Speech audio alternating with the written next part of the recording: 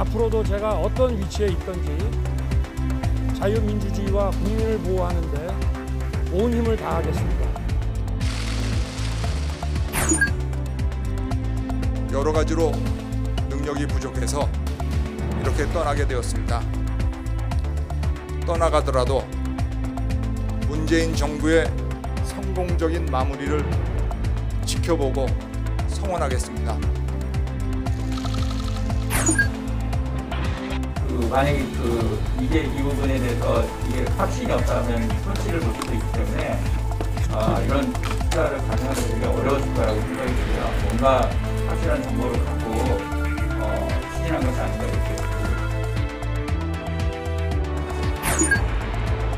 서민 주거 안정을 위해 헌신해야 할 공공기관의 직원이 이런 부적절한 행위로 국민 신뢰를 저버리는 것은 결코 용납할 수 없습니다. 일벌백계하여 다시는 이러한 일이 발생하지 않도록 하겠습니다.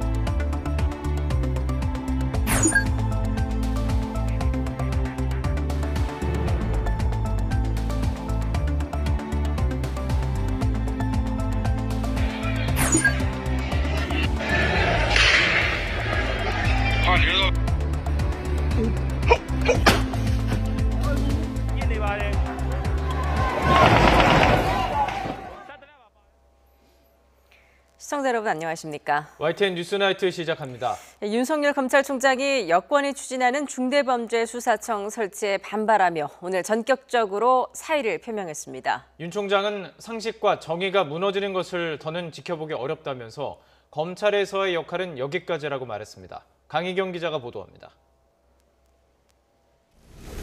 윤석열 검찰총장이 탄 차량이 대검찰청 현관 앞에 멈춰섭니다. 오전에 휴가를 내고 거취를 고심한 윤 총장은 예고됐던 대로 오후 출근길에 입장을 밝혔습니다. 검찰에서의 역할은 여기까지라며 총장직 사퇴를 전격 선언했습니다. 총장을 사직하려고 합니다. 검찰에서의 제 역할은 지금 이제까지입니다. 윤 총장은 나라를 지탱해온 헌법 정신과 법치 시스템이 파괴되고 있다고 목소리를 높였습니다. 중대범죄수사청 설치와 검찰 수사권 완전 박탈, 이른바 검수완박에 대한 반대 입장을 다시 한번 강조하면서 자리에서 물러나겠다는 뜻을 밝힌 겁니다. 이어 그 피해는 국민에게 돌아갈 것이라며 상식과 정의가 무너지고 있다고 비난했습니다. 우리 사회가 오랜 세월 쌓아올린 상식과 정의가 무너지는 것을 더 이상 지켜보고 있기 어렵습니다. 윤 총장은 사의 표명 후 4시간 만에 마지막 퇴근길에 나섰고 대웅을 나온 대검 직원들과 간단한 환송식을 가졌습니다. 그동안 감사했고 여러분 건강하고 건승하십시오. 감사합니다. 윤 총장은 사의 표명과 함께 법무부에 직접 쓴 사표도 곧바로 제출했습니다. 대한변협 회장 접견 등 예정됐던 당일 일정은 그대로 소화했지만 사표가 최종 수리될 때까지는 휴가를 낼 예정입니다. 이례적인 언론 인터뷰를 통해 작심 발언을 쏟아내며 중수청 추진을 강도 높게 비판하기 시작한 지 이틀 만에 발표된 사의 표명. 사의 표명이 받아들여지면서 윤 총장은 오는 7월 24일 끝나는 2년 임기를 4개월가량 앞두고 결국 자리에서 물러나게 됐습니다. YTN 강희경입니다. 윤석열 총장은 오늘도 작심한 듯 헌법 정신과 법치 시스템이 파괴되는 것을 두고 볼 수 없었다면서 정부와 여당을 강하게 비판했습니다. 정세균 총리는 강한 유감을 표시하면서 현 정부가 헌법 체계와 법치주의를 지키고 있다고 반박했습니다. 박서경 기자가 보도합니다. 윤석열 검찰총장은 직을 내려놓겠다면서 헌법 정신과 법치 시스템의 파괴를 이유로 들었습니다. 검찰 수사권을 폐지하면 피해는 고스란히 국민이 받을 거라며 관련 법안을 추진하는 여권을 향해 사실상 직격탄을 날렸습니다. 이 나라를 지탱해온 헌법 정신과 법치 시스템이 지금 파괴되고 있습니다. 그 피해는 오로지 국민에게 돌아갈 것입니다. 윤 총장은 검찰 내부망에 올린 글에서도 수사권 박탈로 검찰이 파괴되는 걸 지켜만 볼 수는 없었다면서 중수청 설치는 검찰개혁이 아니라 법치주의 훼손이라고 지적했습니다. 윤 총장의 공개적인 반발 행보는 사의 표명 이틀 전부터 이미 시작됐습니다. 현직 총장이 이례적인 언론 인터뷰를 통해 여당이 추진하는 중대범죄수사청을 비판하는 작심 발언을 내놓더니 다음 날엔 대구고검과 지검을 방문하면서 검찰 수사권을 폐지하면 부패가 판을 칠 거라고 비난 수위를 더욱 높였습니다.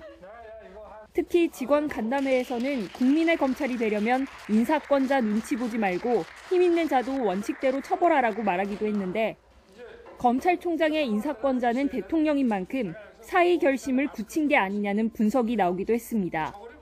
오늘 인사권자 눈치 보지 말고 수사하라고 하셨는데 그 인사권자가 어느 분 말씀하시는 걸까요? 그건 뭐 당연한 얘기니까 우리가 늘 선배들한테 들었던 얘기고. 거침없는 윤 총장의 비판 행보에 대응한 정부 측 인사는 정세균 총리였습니다. 우선 윤 총장의 사의 표명에 대해선 문재인 대통령의 국정 철학을 받들어 검찰 개혁을 완수해 주길 기대했는데 대단히 유감이라고 밝혔습니다.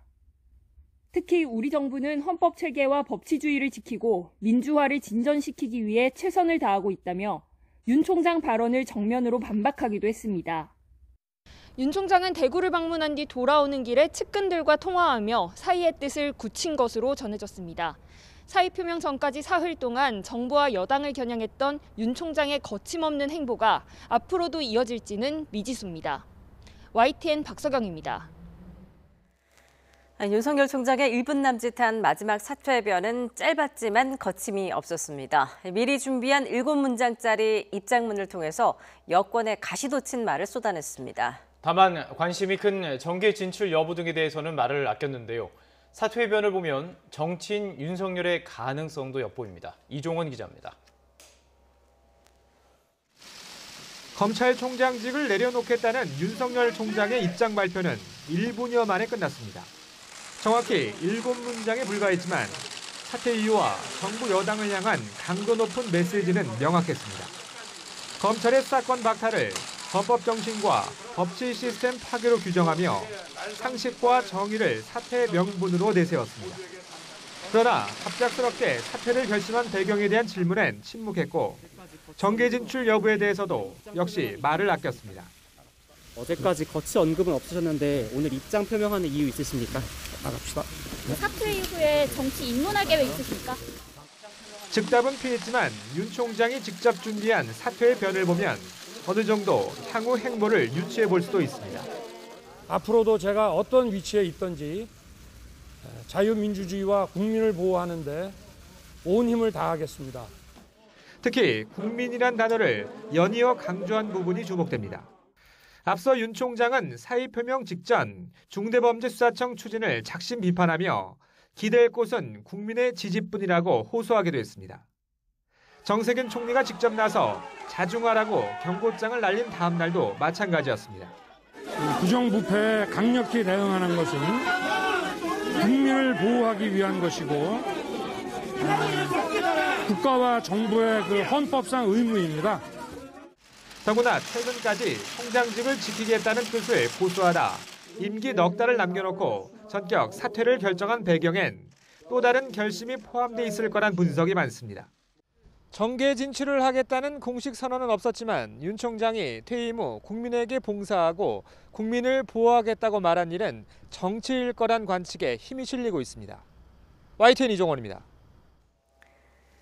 그동안 법무부 여권과의 갈등에서도 굳건히 자리를 지켰던 윤석열 총장이 임기를 넉 달 남기고 물러나게 된 결정적인 배경에는 중대범죄수사청 추진이 있습니다.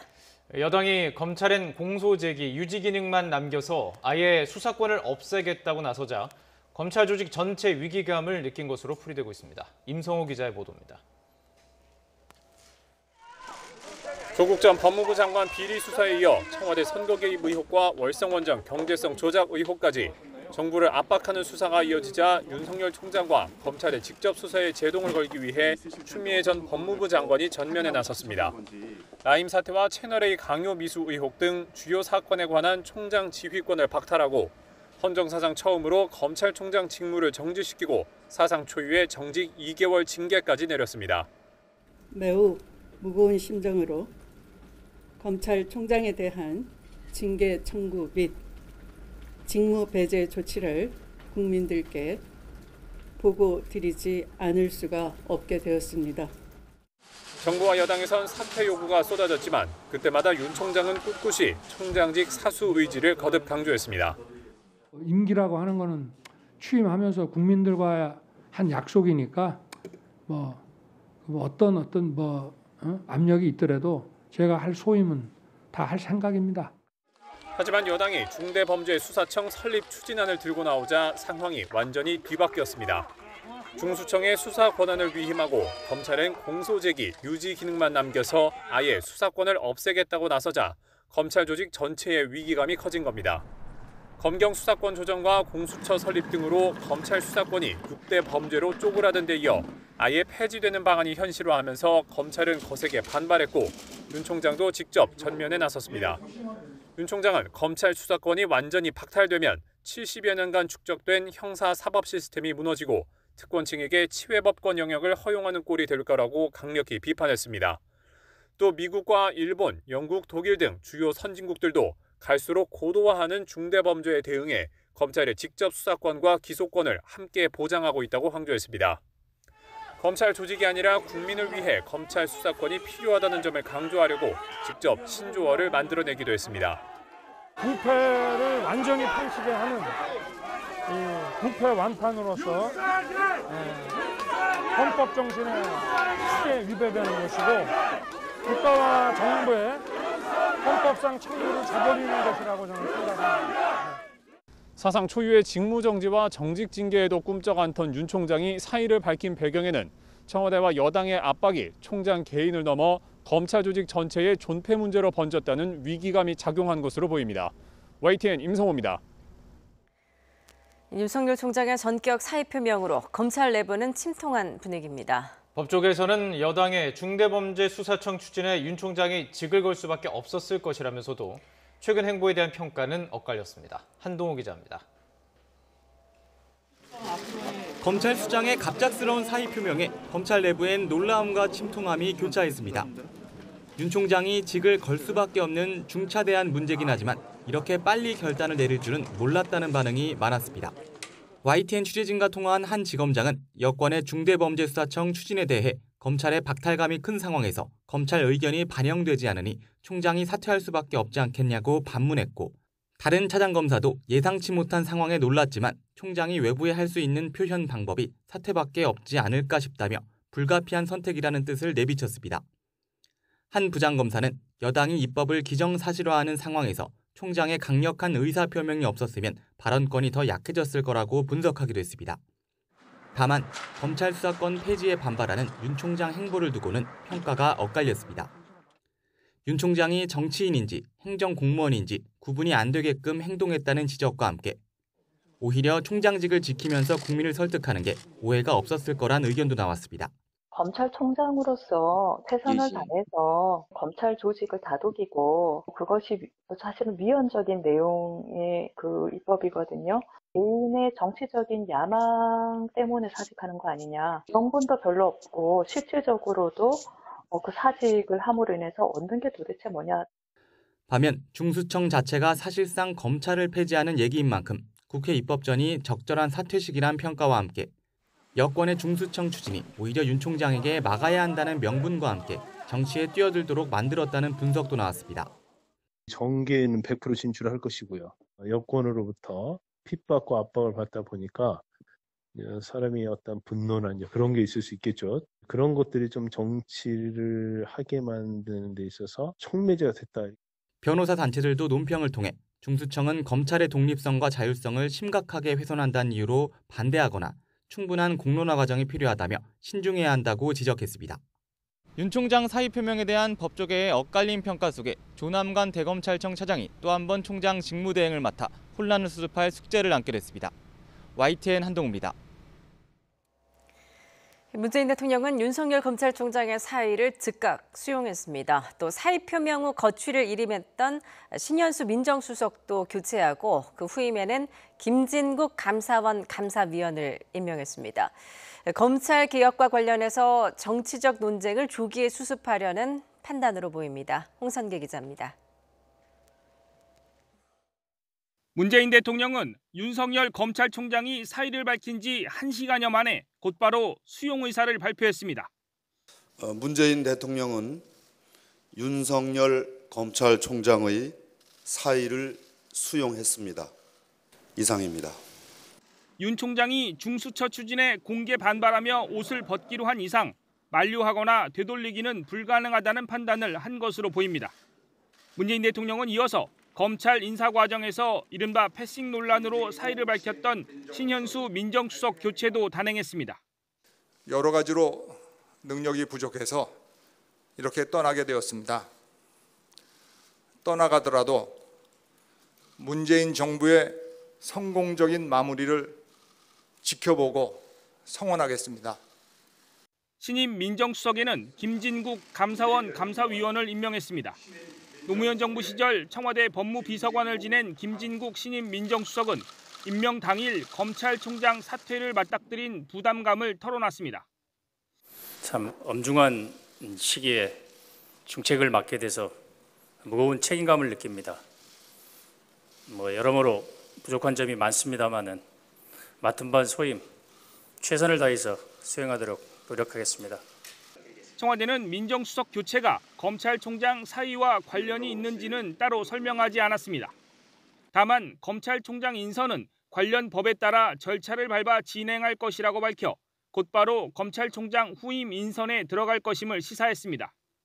이처럼 문 대통령이 윤석열 총장의 사의를 즉각 수용하고 민정수석 교체까지 단행한 것은 검찰총장 사퇴 파문을 조기에 수습하고자 하는 의지를 반영한 것으로 풀이됩니다.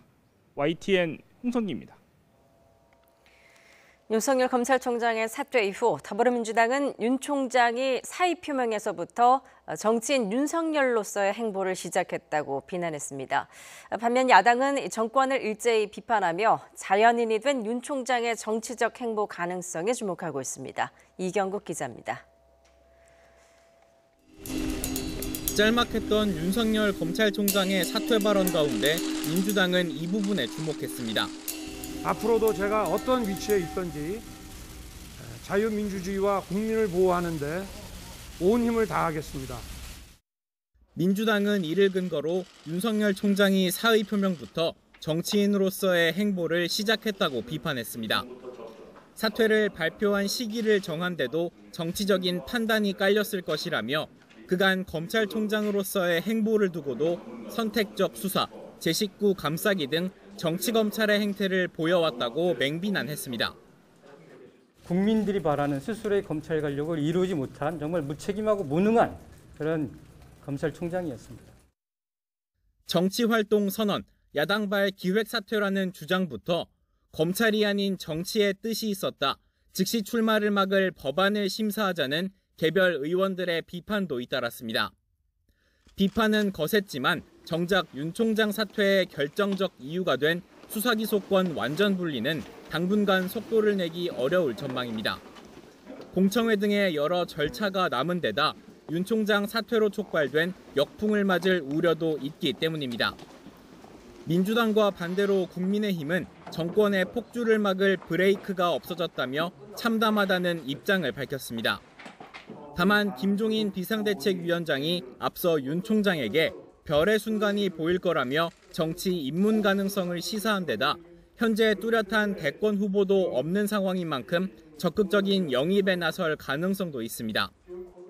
필요하다면 윤석열 검찰총장과 힘을 합쳐서 대한민국의 헌법과 법치주의를 지키기 위한 노력에 최선을 다하겠습니다.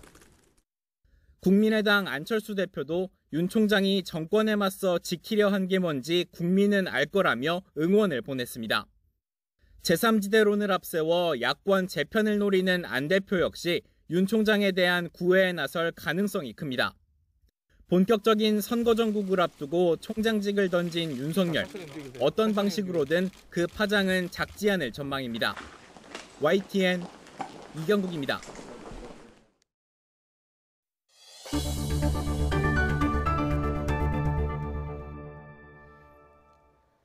한국토지주택공사 LH 직원들의 신도시 땅 투기 의혹 파문이 일파만파 커지고 있습니다. 투기 의혹에 연루된 LH 직원 13명 가운데는 토지 보상 업무를 담당하는 책임자도 포함된 것으로 나타났습니다. 김현우 기자의 보도입니다. 이번 광명시흥 신도시 땅 투기 의혹을 받는 LH 직원은 모두 13명. 이 가운데 신도시 조성 당시 토지 보상 업무 책임자도 포함된 것으로 나타났습니다. 지난 2013년 광명시흥 사업본부와 2017년에는 하남 신도시 사업본부 등 토지 보상 업무를 줄곧 담당했던 A씨.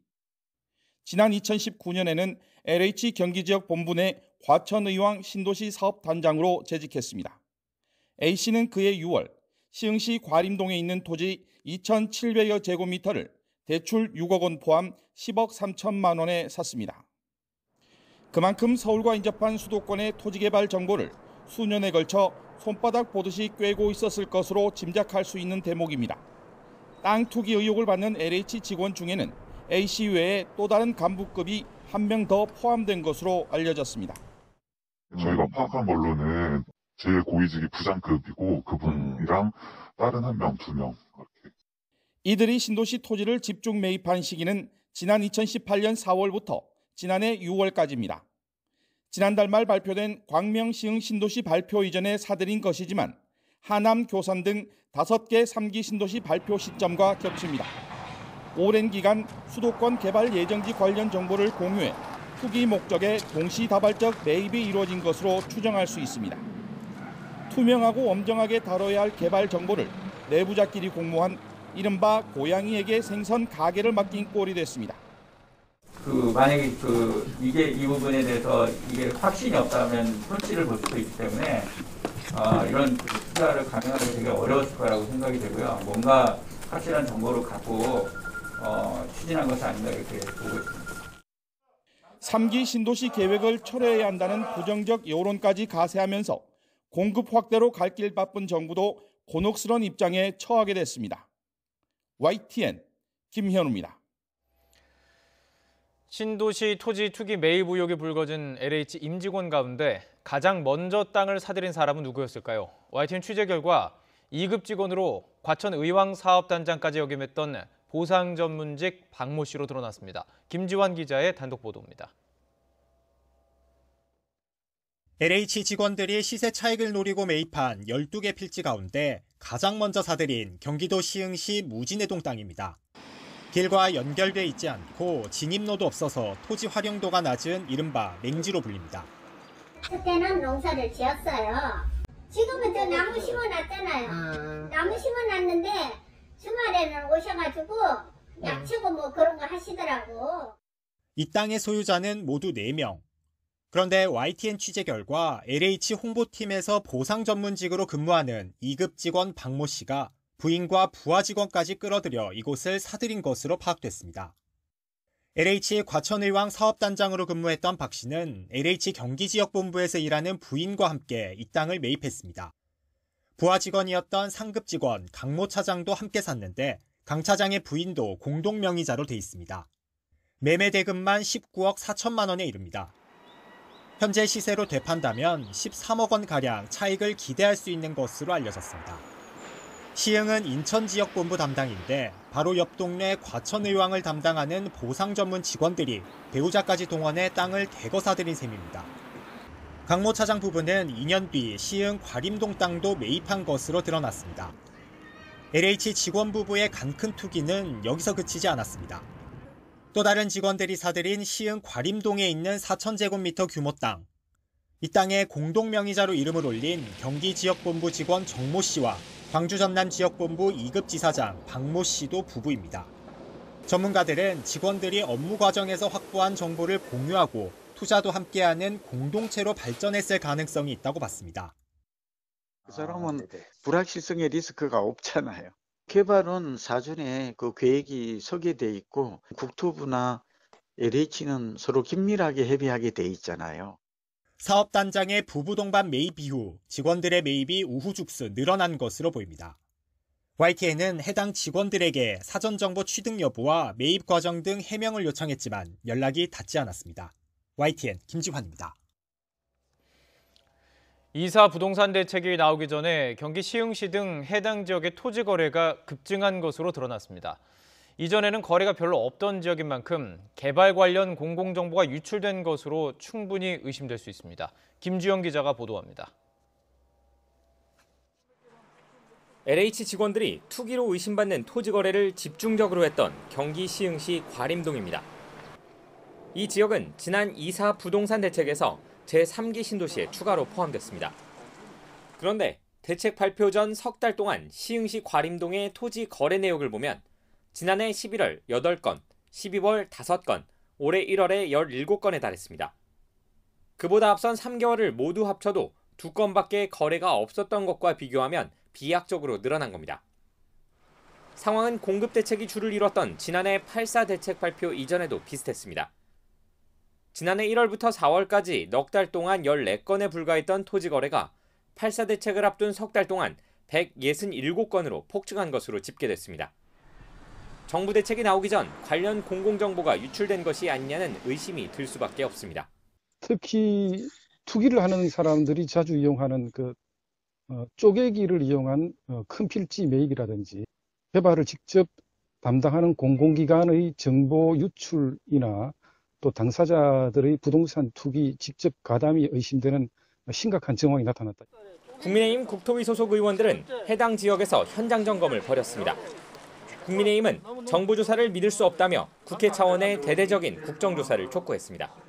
LH 직원들의 광명 시형 투기 의혹에 대해서는 국토부와 LH를 비롯한 3기 신도시 관련 기관 전체에 대해서 전수조사가 필요할 뿐만 아니라 대대적으로 국정조사도 필요하다고 봅니다.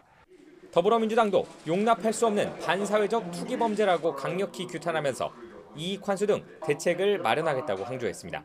주택 및 토지 개발과 관련된 공직자가 직무 관련 정보를 이용해 사적 이득을 취하는 경우 법적 처벌과 함께 투기 이익을 환수토록 하는 방안도 검토하겠습니다.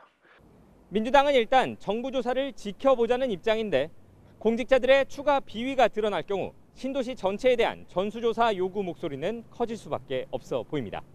YTN 김주영입니다. 직원들의 투기 의혹이 불거진 LH공사에서 이런 일도 있었습니다. LH 현직 직원이 온라인 유료 강의 사이트에서 토지 경매 1타 강사, 그러니까 스타 강사로 활동한 것으로 드러났습니다. 이지은 기자입니다.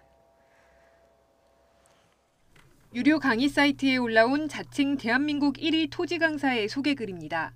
부동산 투자회사 18년 경력으로 수많은 수익 실현과 투자를 진행했다고 설명하고 있습니다. 이 강사는 알고 보니 LH 직원인 40대 오모 씨였습니다. 저 맞습니다. 네. 그러면 강의하신 사실은 인정하고 계시는 거예요? 예, 인정합니다. 저는. 모두 10시간으로 구성된 토지 경매 강의 수강료는 23만 원. 하지만 오 씨는 YTN과의 통화에서 돈은 받지 않았다고 해명했습니다. 참고로 말씀드리면 돈을 한 1도 받지 않았습니다. 예, 저는 수익 올림이 전혀 없어요. 제 신분이 있으니까 문제가 될 것 같아서 저는 돈 안 받기로 하고 강의를 진행한 겁니다. 또 회사 내부 정보로 투기한 적은 없다고도 주장했습니다. 이런 경험이 뭐냐면 제가 여기서 이제 토지 관련된 업무를 하니까 등기부등본도 잘 보고 토지도 잘 알고 그렇잖아요. 근데 그게 회사 내부 정보를 이용해서 뭐 투기를 하거나 그런 부분이 전혀 없고요. 좋은 토지다 안 좋은 토지다, 건축할게 있다 없다 그런 걸 보신다는 그런 내용을 말한 거예요. 현재 의정부사업단 소속인 오 씨는 LH에서 토지 보상 업무를 담당한 적도 있는 것으로 드러났습니다. LH는 오 씨의 겸직 활동을 감사 중이라면서 이번 주에 조사를 진행한 뒤 결과에 따라 인사 조치하겠다고 밝혔습니다. 100억 원대 신도시 투기 의혹에 이어 현직 직원의 토지 경매 1타 강사 활동까지 드러나면서 LH에 대한 국민들의 불신이 더욱 커지고 있습니다. YTN 이지은입니다. LH 직원들의 신도시 땅 투기 논란에 대해 변창흠 국토교통부 장관도 대국민 사과와 함께 대대적인 조사 착수 방침을 밝혔습니다.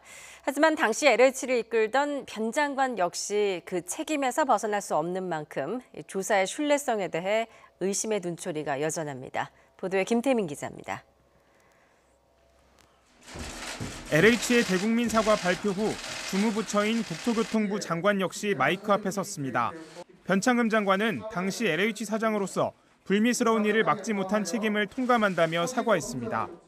소관 업무의 주무부처 장관이자 직전에 해당 기관을 경영했던 기관장으로서 책임을 통감하며 국민 여러분께 깊은 사과의 말씀을 드립니다. 그러면서 국토부 공무원과 유관 공공기관, 지자체 직원들을 대상으로 3기 신도시 대규모 택지 8곳에 대한 투기 의혹 조사에 착수하겠다고 밝혔습니다.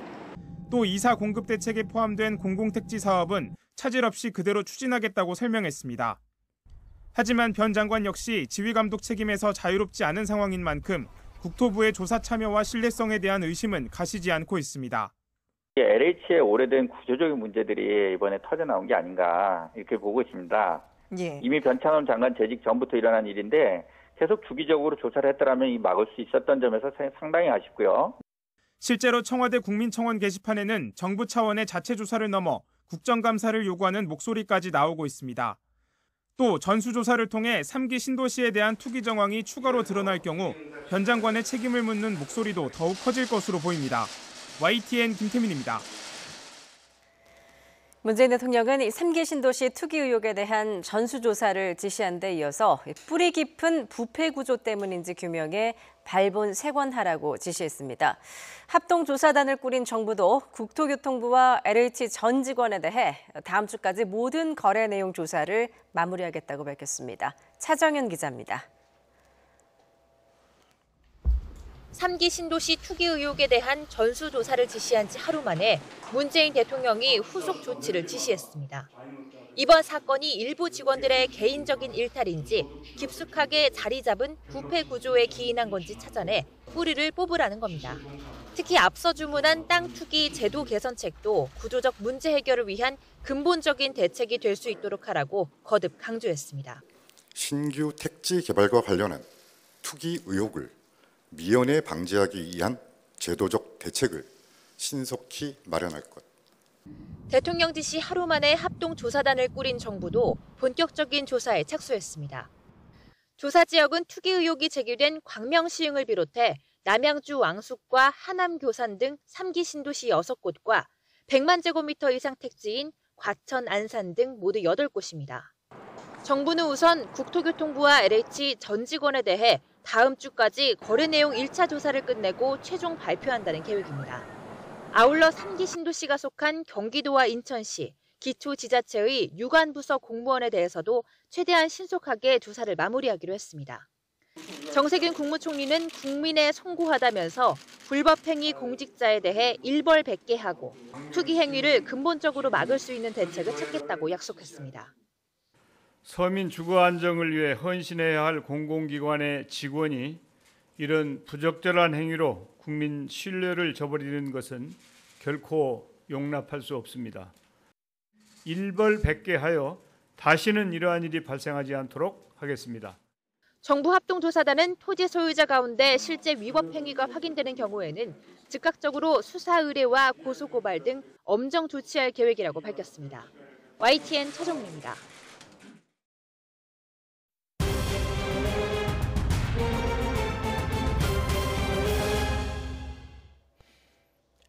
전라북도와 대전에서도 아스트라제네카 백신을 맞은 뒤 요양병원 환자 3명이 사망했습니다.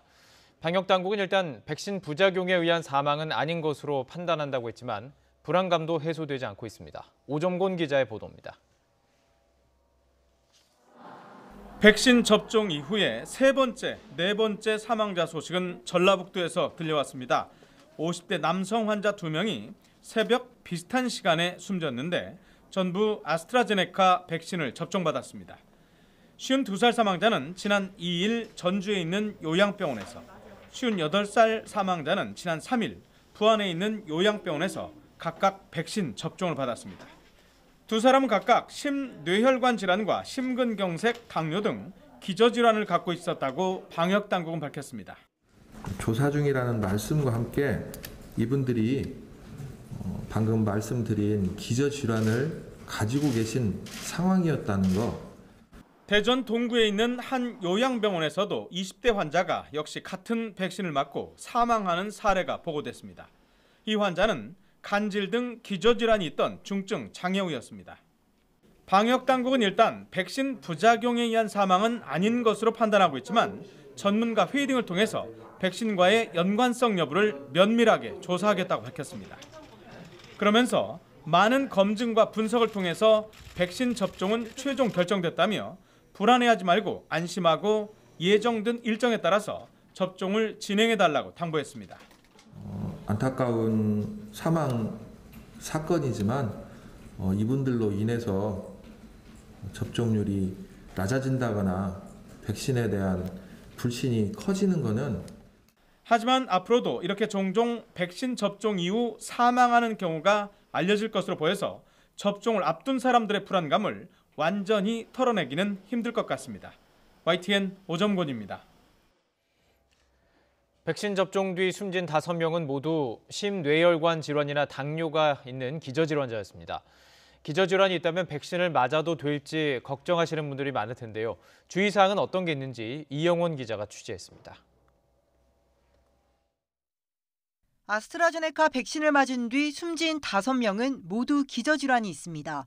심뇌혈관 질환이나 당뇨, 간질 등을 오래 알아온 요양병원 환자들입니다. 중증 이상 반응인 아나필락시스 의심 사례 일부에서도 고혈압 같은 기저질환이 확인됐습니다. 평소 이 같은 질환이 있다면 백신을 맞아도 되나 걱정할 수 있지만 접종이 많이 이뤄진 해외에서도 백신과 피해 사례 사이에 연관성은 확인되지 않았습니다. 아스트라제네카도 1,000만 명 정도 맞았는데 사망자가 402명이에요. 인과관계가 확인된 건 한 건도 없었거든요. 자연적으로 사망하시는데 고령층부터 맞히다 보니까 이 접종이 우연히 일어났다 하고 볼 수 있는 것이고. 전문가들은 과도한 불안감으로 접종을 피하기보단 백신을 맞는 게 훨씬 이득이라고 강조합니다. 60대 이상의 기저질환자 같은 경우에는 거의 5에서 10% 정도 치사율이 되거든요.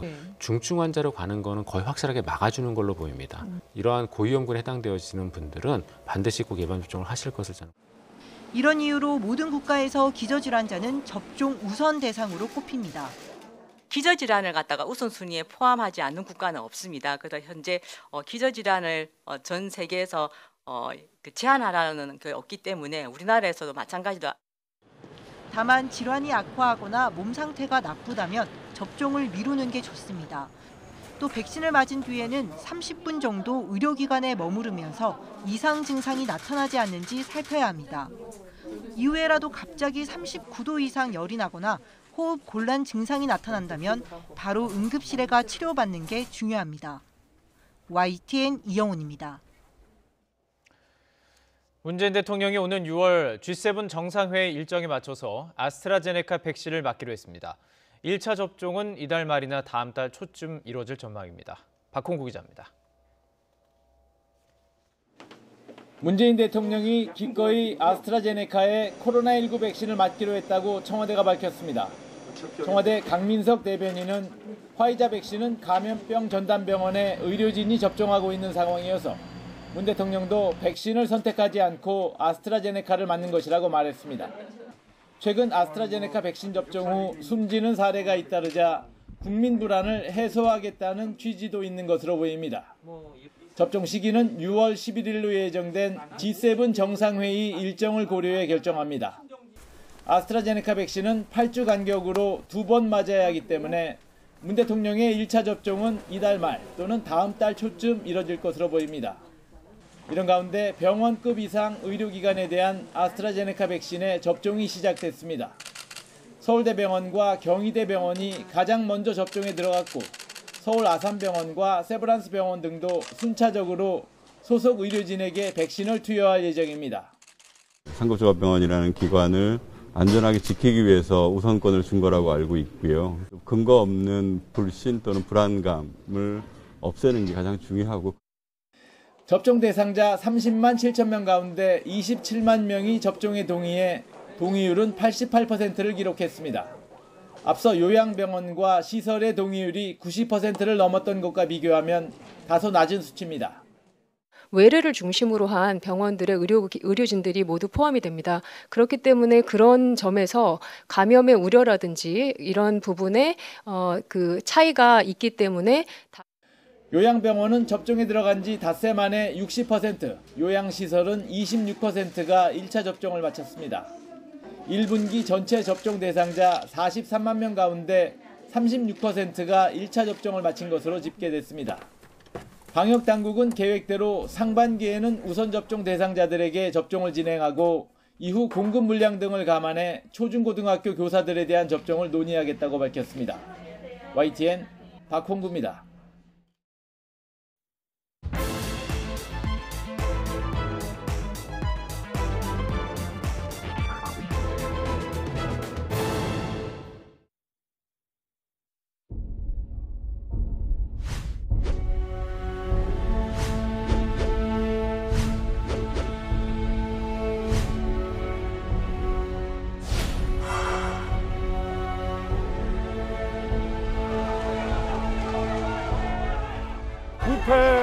완전히 펼치게 하는 이 국회 완판으로서 헌법 정신에 크게 위배되는 것이고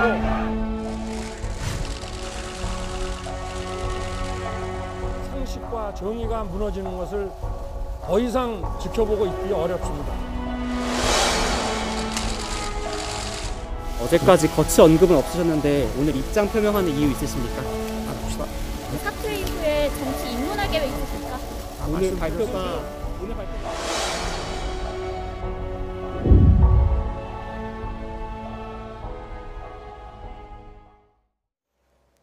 네, 여권이 추진하고 있는 중대범죄수사청 설치 추진을 강하게 비판해왔던 윤석열 검찰총장, 오늘 전격적으로 사의를 표명했습니다. 정계 진술 여부 등에 대해서는 말을 아꼈지만 대선 주자로까지 언급되면서 높은 지지를 받았던 만큼 윤 총장의 향후 행보가 주목되고 있는데요.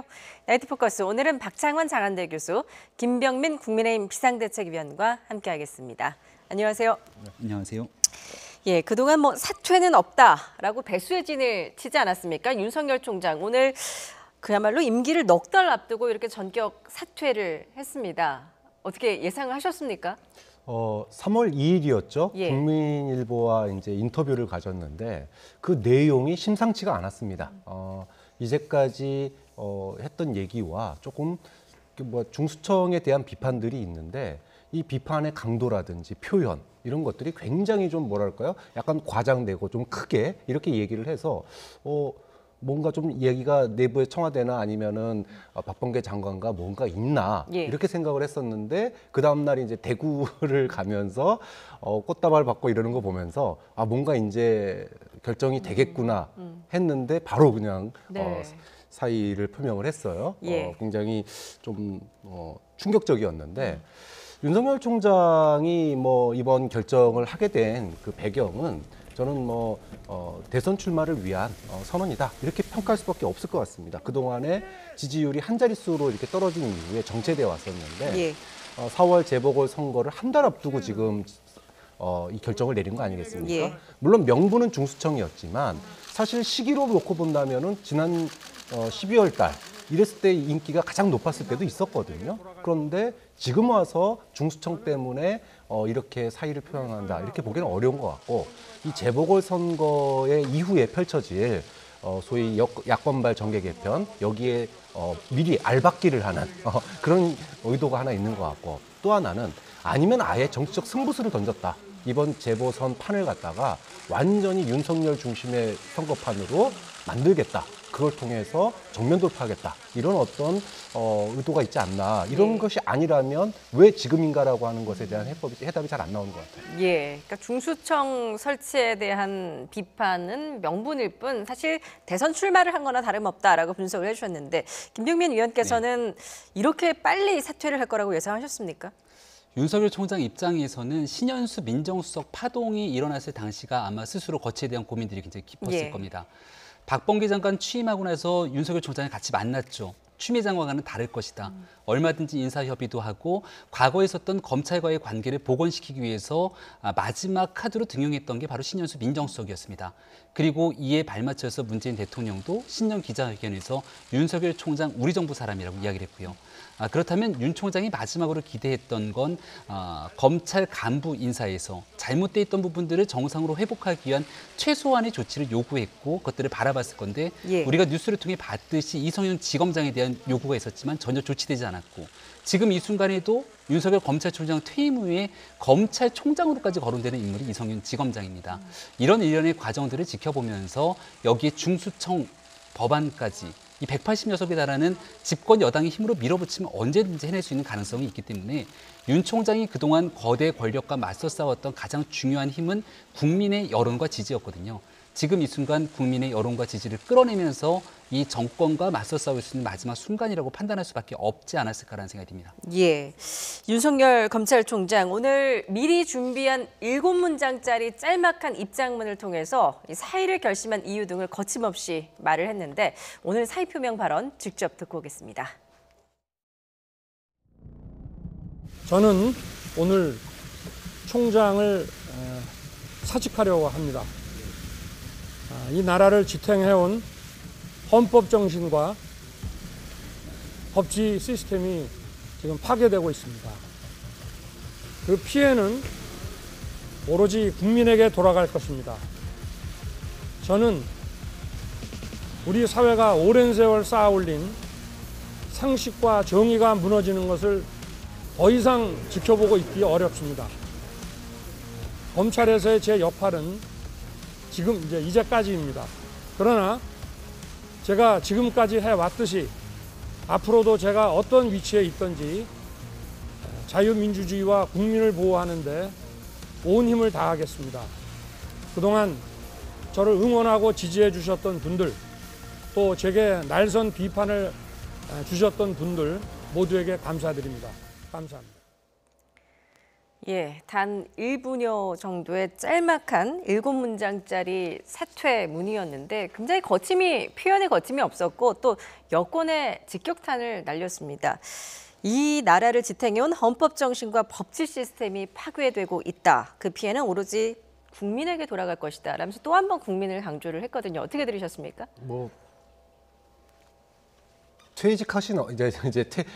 검찰총장이 이제 사표를 내고 나서 자유민주주의와 국민을 보호할 수 있는 방법이 뭐가 있을까요? 시민단체 만들어가지고 시민운동할 거 아니잖아요. 예. 그렇다면은 결국은 이거는 출마 선언문이다. 이렇게 읽힐 수밖에 없습니다.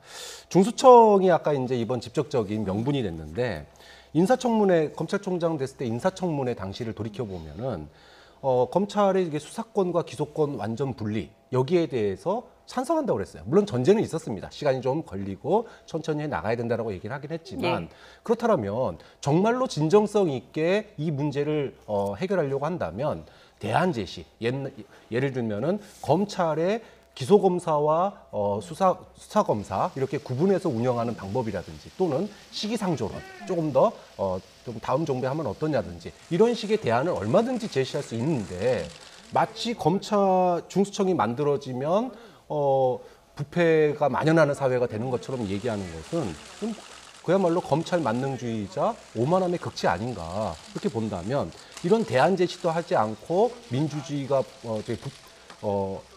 국민을 보호하고 자유민주주의를 지키겠다라고 얘기하는 것은 이거는 검찰 개혁에 대한 중수청에 대한 반발이라기보단 자신이 정치를 하고 대선에 나가겠다라고 하는 그런 선호로밖에 읽히지 않는 그런 면이 있다는 거죠. 예, 윤 총장이 이제 어제 또 다른 언론 인터뷰에서 수사 기소권을 분리를 하지 않되 세 개 청으로 나눠서 권력을 분산하자라는 또 주장도 하지 않았습니까? 이런 것들은 또 대안 제시라고 볼 수 있지 않을까요? 그러니까 검찰총장을 하면서 검찰 내에서 의견을 모아서 정부에다가 제시할 수 있다라는 거예요. 그러니까 대통령이 윤석열 총장을 임명을 했을 때 검찰 개혁에 큰 힘이 돼달라고 얘기를 했습니다. 그렇다면 검찰이 얼마나 많은 권력을 가지고 있습니까? 그러면서 검찰 개혁에 대해서 우리는 이런 방안을 가지고 있다라고 제시할 수 있다라는 거예요. 그런데 이 표현, 법치가 붕괴됐다고 그랬습니다. 헌법이 붕괴되고 있다고 그랬어요.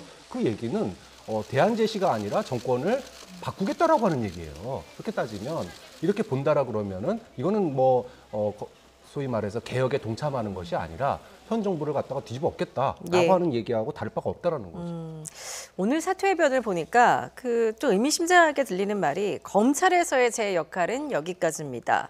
앞으로도 제가 어떤 위치에 있든지 간에 자유민주주의와 국민을 보호하는데 온 힘을 다하겠습니다라고 말을 했거든요. 네. 어떻게 들으셨습니까? 윤석열 총장이 부패 완판이라는 표현을 쓰지 않았습니까? 예. 윤 총장의 의지는 좀 확고하고 분명한 것 같습니다. 검수완박이라고 얘기를 하는데 검찰의 수사권 완전히 박탈하겠다. 현재 발의돼 있는 법안을 보면 검찰의 수사권 완전히 가져가겠다는 겁니다. 근데 우리 국민들 잘 보셨지만 2021년부터 지금 시행되고 이제 막 첫 걸음마를 떼고 있는 게 검경 수사권 조정입니다. 지금 있는 검경 수사권 조정을 통해서 수사 기소 분리의 일부 내용들이 과연 부작용 없이 잘 실행되는지를 지켜보고 난 뒤에 이러한 검찰개혁의 과제들을 수행하는 것이 사실은 올바른 방법일 텐데요. 그런 것들 다 온데간데 없이 사라지고 지금 있는 검찰의 수사권을 완전히 뺏어가겠다는 건 현재 있는 검찰 조직을 와해시키겠다는 겁니다. 근데 국민들도 그렇고 윤석열 총장이 의구심을 가지고 볼 수밖에 없는 건 살아있는 권력을 향해서 정말 엄정하게 수사를 했더니만 수사했던 수사팀이 수요일 밤에 대학살이라고 불릴 정도로 인사팀이 줄줄이 와해되는 모습들을 있는 그대로 겪었던 거거든요. 중수청을 설치한다고 합니다.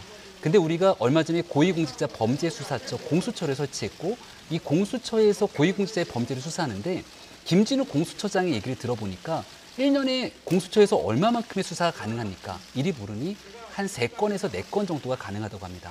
검찰의 수사권을 뺏어가고 중수청이 설립되고 난 다음에 중대범죄를 과연 중수청에서 공수처와 같이 얼마나 제대로 수사할 수 있을 것인가. 그렇다면 실제 금융범죄를 비롯한 엄청나게 국민에게 폐가 되는 수많은 부패범죄들이 말 그대로 살아있는 권력을 향해선 시도조차 못하고 무너지는 것 아니냐, 이런 우려들이 진행될 수밖에 없기 때문에 현재 검찰총장으로 할 수 있는 수단과 방법이 없다면 밖에서 국민의 여론을 모으는데 본인의 역할을 다하겠다는 것이고, 이렇게 정치의 한복판으로 윤 총장을 밀어넣었던 배경에는 결국 문재인 정부의 윤 총장에 대한 여러 가지 행보들이 영향을 미쳤다고 생각합니다. 예. 자, 사흘 동안 초유의 검찰총장발 여론전, 또 그로 인한 후폭풍, 사퇴까지 정말 쉴 틈 없었던 사흘이었습니다. 오늘 정치권도 요동을 쳤고 또 검찰 내부도 술렁였는데 오늘 윤 총장의 퇴근길 발언도 함께 듣고 오시죠. 사람이 들어올 때 나갈 때 잘 판단해서 저도 27년 공직생활 동안 부족한 점도 많았지만 많은 분들의 도움으로 후회 없이 일을 했다고 그렇게 생각을 합니다. 하여튼 여러분들께 다 감사드립니다. 예, 교수님께서 조금 전 말씀해 주셨듯이 엊그제였죠. 한 언론 인터뷰를 통한 작심 비판, 그리고 어제 대구지검과 고검 방문, 그리고 오늘 전격 사퇴까지 어떻게 보면 일련의 전략이 있었던 것 같다라는 생각도 들고요. 그렇죠. 어떻게 판단하십니까? 일단 국민일보와의 인터뷰 내용이 굉장히 유례 없이 이제 강도가 셌고요. 근데 거기까지는 그럴 수 있다. 가끔 이제 그런 경우가 있었으니까. 그런데 이제 대구 방문이 사실은 너무나 충격적이었죠. 어쨌든 현재 검찰총장입니다. 그런데 민선 시장이 나와서 꽃다발 걸어주고 대통령 윤석열을 연호하는 가운데 검수완판 이야기를 꺼내고, 그것도 본인이 직접 장명해서 가져왔단 말이에요. 그리고 이제 오늘 사표를 한 거 보면 사표를 내기로 이미 결심을 한 게 그리고 사표 내기 직전에 대구를 방문했다. 그렇다면은 결국 윤석열 총장이 이후의 행보는 TK라고 하는 상징성, 보수라고 하는 상징성, 이것과 함께하겠다라고 하는 것을 어떻게 보면은 약속하면서 출발한 거다. 이렇게 봐야 될 것 같아요. 그러면은 이것은 본인의 앞으로의 행보에 대한 전략적 암시다. 큰 소위 말하면 빅픽처의 단면을 갖다가 보여준 거다. 준비된 행보였다. 그런데 검찰총장이 이제까지 검찰의 독립성, 중립성을 얘기하면서 문재인 정부와 싸웠는데 마지막 행보가 정치적 행보 아니냐라고 하는 논란 속에서 지금 마지막 공식 행보가 됐거든요. 이런 점은 두고두고 비판의 여지가 나올 부분이라고 봅니다. 예, 윤 총장 측은 어제 이제 대구행이 일련의 검찰 순회를 하는 예정된 일정이었다라고 말을 하고 있지만 공교롭게도 그게 TK행이 되면서 이렇게 정치적인 해석을 낳고 있는 것 같습니다. 어떻게 보십니까? 정치적인 오해를 피해가기는 어려울 겁니다. 그리고 이제 윤석열 총장이 정치를 하게 될지 안 하게 될지는 아주 금명간의 결단이 날 상황이기 때문에 윤석열 총장은 굳이 이러한 비판 피해갈 이유가 없다고 판단했던 것 같습니다. 모든 일에는 명분이 필요하죠. 문재인 대통령이 과거 청와대에 몸을 담고 나서 숱하게 정치에 관련된 여러 가지 요구들을 받았지만 절대 정치하지 않겠다라고 이야기를 해온 바가 있었습니다. 아마 노무현 전 대통령의 죽음이 문재인 대통령이 정치를 하도록 나서게 됐던 굉장히 중요한 하나의 계기가 됐던 것처럼 윤석열 검찰총장이 정치를 하기 위해서 뭔가 문재인 정부가 각을 세운가, 그렇게 볼 수 있는 여지는 거의 없을 겁니다. 윤 총장이 그동안 걸어왔던 행보를 보면 여권과 야권, 정치적인 입장과 관계없이 살아있는 권력에도 굴하지 않고 그것이 국민을 위한 길이라면 맞서 싸우는 듯 모습들을 보여왔는데 조국 전 장관에 대한 수사 이후로 검찰 조직 자체가 완전히 무너질 수밖에 없는 위기 앞에서 윤 총장이 끄집어낼 수 있는 카드들이 아마 많지는 않았을 거다. 그리고 대통령 선거와 정치라는 것은 내가 하고 싶다고 하는 일이 아닙니다. 결국 국민들이 그 총의와 민심을 몰아주고 믿음이 있을 때 여기에 정치인이 어떻게 화답하는지에 따라서 국민의 그 마음들이 모이게 되는 거거든요. 윤석열 총장이 정치를 하겠다라고 나서는 순간 국민들의 마음이 돌아설 수도 있습니다. 윤 총장은 정치를 본인 스스로가 하겠다가 아니라 지금 무도하게 현재 있는 법치주의 시스템을 무너뜨리려고 하는 문재인 정권과 분명하게 맞서 싸우기 위한 자신의 마지막 의지에 투혼을 불사르겠다는 심정으로 아마 행보들이 이어가게 될 것이고요. 그 뒤에 국민이 윤석열 총장에게 어떤 반응을 보이느냐에 따라서 윤 총장의 정치적 행보들은 달리 나타날 수 있다고 봅니다.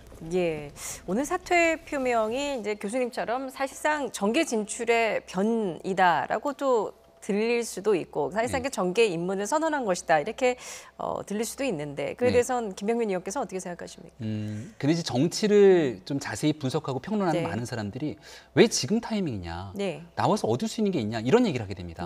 그럼 윤석열 총장이 내가 대통령 선거를 가기 위한 나름의 출마 선언처럼 오늘 던지고 나왔다라면 그것은 윤석열 총장이 정무적 감각이 없다고 하지만 그 누구보다 정무적 감각이 뛰어난 모습을 보여줬던 윤 총장 입장에서는 별로 좋은 시기와 타이밍이 아니었다는 것이죠.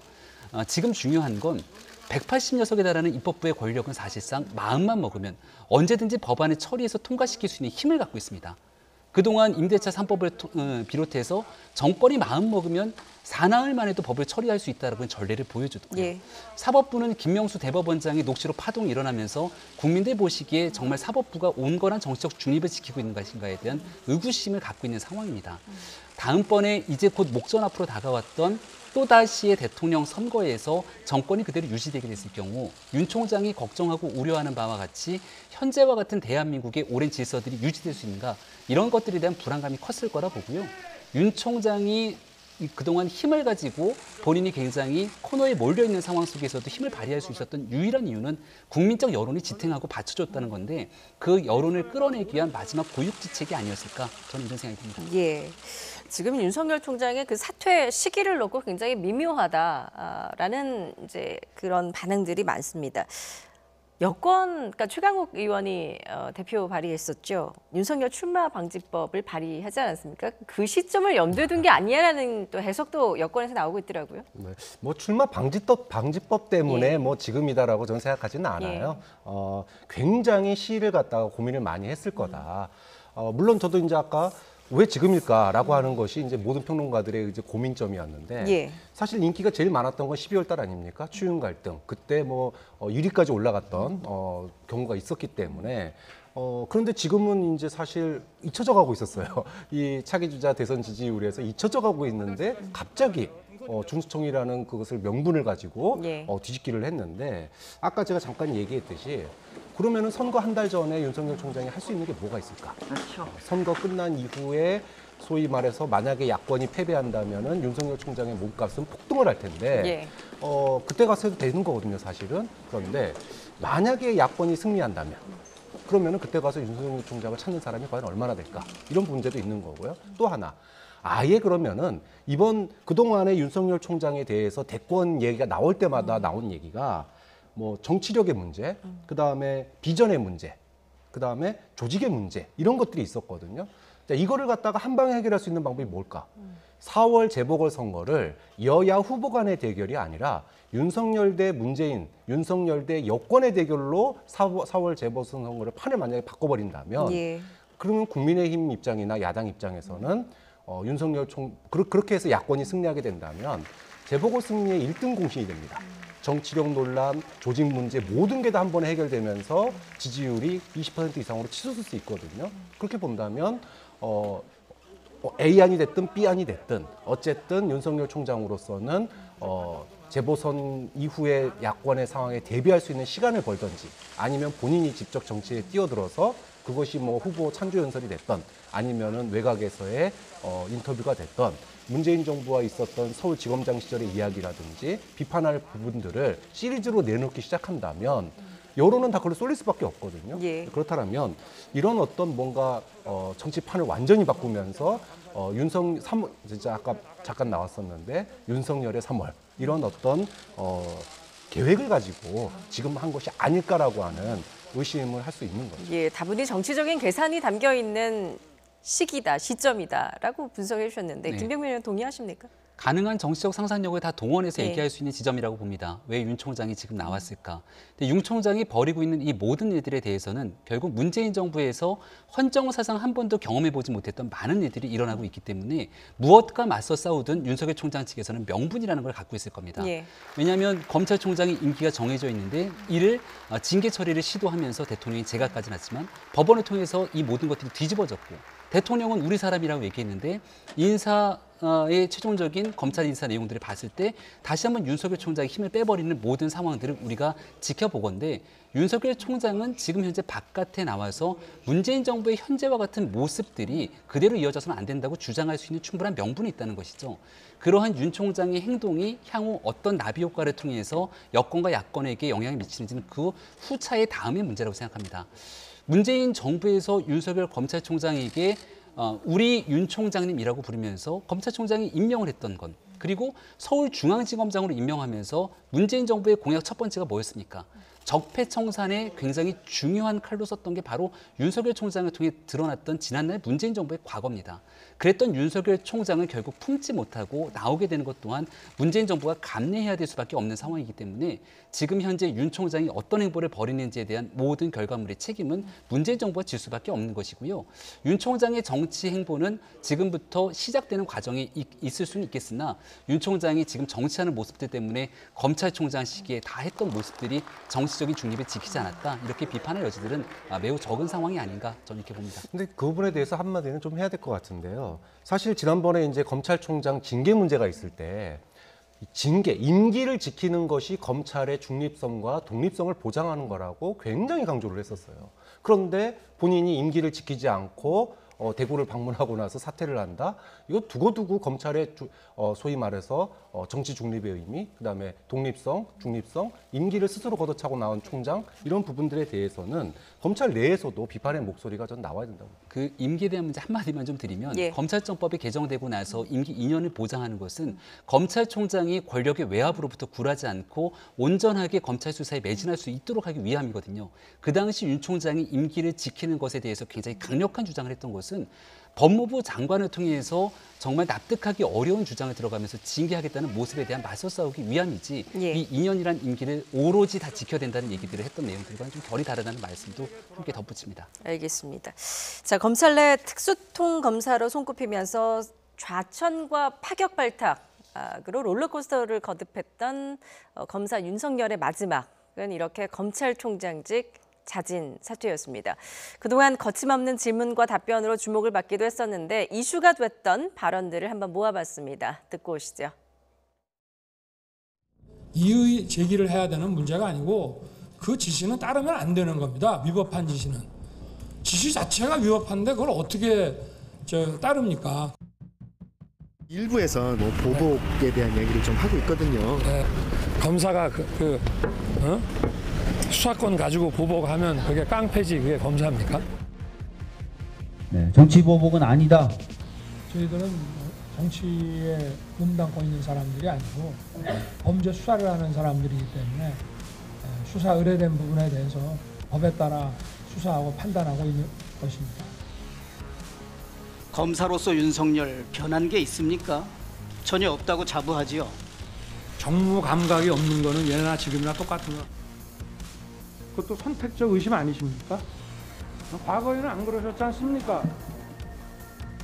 근데 지금 진행 중인 이 소위 말하는 검수완판이라고 하는 것은 어떤 부패를 완전히 상실해 하는 부패 완판으로서 헌법 정신에 크게 위배되는 것이고 국가와 정부의 헌법상 책임을 지버리는 것이라고 저는 생각합니다. 예, 처음부터 마지막까지 굉장히 거침없는 화법이 눈길을 끄는데 윤 총장 결국 1988년 검찰총장 임기제 도입 이후에 임기를 채우지 못한 14번째 검찰수장으로 이름을 올리게 됐습니다. 자, 임기 내내 정권과 갈등을 빚어오면서 지난 589일이 상당히 파란만장했던 것 같은데 이 정권의 대척점에 서게 된 결정적인 계기는 조국 전 장관 일가에 대한 수사가 아니었을까 싶습니다. 그렇습니다. 사실 조국 장관 전까지의 윤석열 총장은 문재인 대통령 그리고 여권 지지층에게 가장 환호받고 각광받는 예. 그런 검찰 출신 인사였습니다. 역대 그 어느 누구도 야권 이제 민주당 지지층에게 또 문재인 대통령 지지층에게 호감을 가진 인사는 없을 거예요. 그만큼 소위 말해서 국민적 지지 그리고 지금 이제 여권 지지층의 지지를 받았는데 여기에 결정적인 변화가 생긴 게 조국 수사죠. 조국 수사라고 하는 것이 결국은 대한민국을 두동강 내는 사건으로 비화가 됐습니다.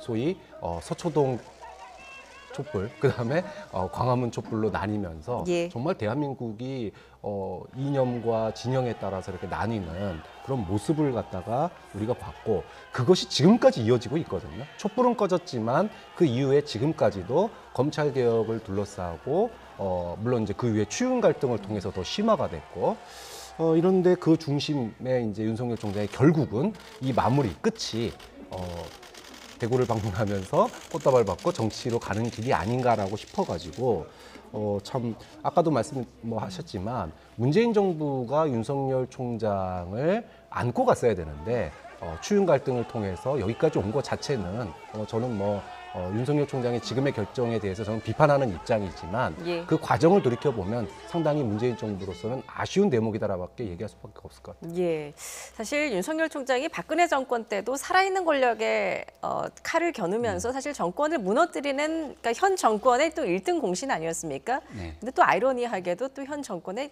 초대 라이벌이 됐습니다. 네, 그러니까 윤석열 총장 입장에서는 과거에 국회에서의 그 발언, 박범계 장관이 의원이던 시절에 선택적 수사 등을 물어봤을 때 예. 선택적 의심 아니냐 얘기하면서 과거에는 저에게 안 그러지 않습니까? 이 한마디가 국민들 바라보기에 야 그래 맞아 그때 그랬지라는 생각을 갖게 만든 것이 아닌가 싶습니다. 윤 총장은 계속 같은 길을 걸어왔는데 여권과 야권의 변화에 따라서 본인을 바라보는 지점들이 달랐던 모습들이 있었고 지금 윤 총장의 소위 말한 정치인으로서의 기대 가능성을 보고 있는 사람들은 흔히 말한 진영의 지지자들보다도 좀 뭔가 다른 모습으로 이 부패와 그리고 살아있는 권력과도 맞서 싸울 수 있는 결기를 가지고 다른 세상을 열었으면 어떨까라고 하는 그런 기대감들이 모인 게 아닌가라는 생각이 듭니다. 윤 총장이 이제 밖으로 나오게 되면서 그런 기대감들을 어떤 방식으로 국민들과 함께 연대를 이어가게 될지가 큰 고민일 거라고 보는데요. 예. 우리가 지금 쭉 과거의 자료 화면들을 보면 다 국회에서의 윤 총장의 발언 때문에 국민들에게 회자됐던 모습들을 봅니다. 아마 윤 총장이 투머치 토커라고 얘기할 정도로 말이 굉장히 많은 사람이라는 얘기도 하는데 밖으로 나오게 됐던 윤 총장의 입에서는 국민들에게 어떤 방식의 이야기를 쏟아냈지 또 그게 지금 나오고 있는 것처럼 더불어민주당의 의원들이 또 가만 안 있을 거거든요. 거기와 맞서면서 대척점에 윤 총장이 어떤 정치적 행보를 보일지가 향후 정치적 윤 총장의 미래를 결정질 거라고 봅니다. 예. 자, 윤석열 검찰총장의 사의 표명 소식에 앞서 대화 의사를 밝혔던 박범계 법무부 장관도 이렇게 입장을 밝혔습니다. 들어보겠습니다. 윤석열 검찰총장께서 사의를 표명하신 것에 대해서 안타까운 마음입니다. 걱정은 우리 검찰 구성원들이 서운한 마음도 계시겠지만 업무에 공백이 없도록 차분히 업무에 임해 주시기를 간곡히 부탁드린다는 말씀드리겠습니다. 앞으로 그 수사 기소 분리 논의에 대해서는 좀 어떻게 이끌어 나갈 계획이십니까? 너무 크게 걱정하시지 않도록 우리 검찰 구성원들의 의견을 충분히 듣겠다라는 말씀을 제가. 예, 박범계 장관 안타깝다. 윤 총장의 이제 비판 행보에 이렇게 밝혔는데 정세균 총리도 어제 이어서 오늘 좀 유감 표명을 했고요. 지금 여권의 속내도 상당히 복잡할 것 같은데요. 네, 사실 여권에서는 윤석열 총장 건드리면 건드릴수록 지지율이 떨어졌었기 때문에 예. 지금 이제 결국은 이제 그동안에 사퇴하라 그랬는데 사퇴했는데도 속 시원하게 이렇게 비판하기가 재보궐선거를 앞두고 있어서 더구나 더 그런 것 같아요. 예. 앞으로도 중요하지만 사실 이제 하나의 교훈이 좀 남는 것 같습니다. 역시나 개혁이 혁명보다 어렵다. 혁명은 차라리 쉽다. 개혁은 반대표도 설득하고 또 개혁하는 게 더 실용적이고 이득이 있다라고 하는 걸 보여주면서 가야 되거든요. 예. 좀 그런 점에서 윤석열 총장을 안고 가지 못하고 반대편의 대척점에 서게 만든 것은 개혁이 얼마나 어려운지를 보여주는 하나의 단면 아닌가. 그리고 여권이 좀 앞으로 그동안에 이제 여러 가지 추진했던 정책들도 마찬가지인데 예.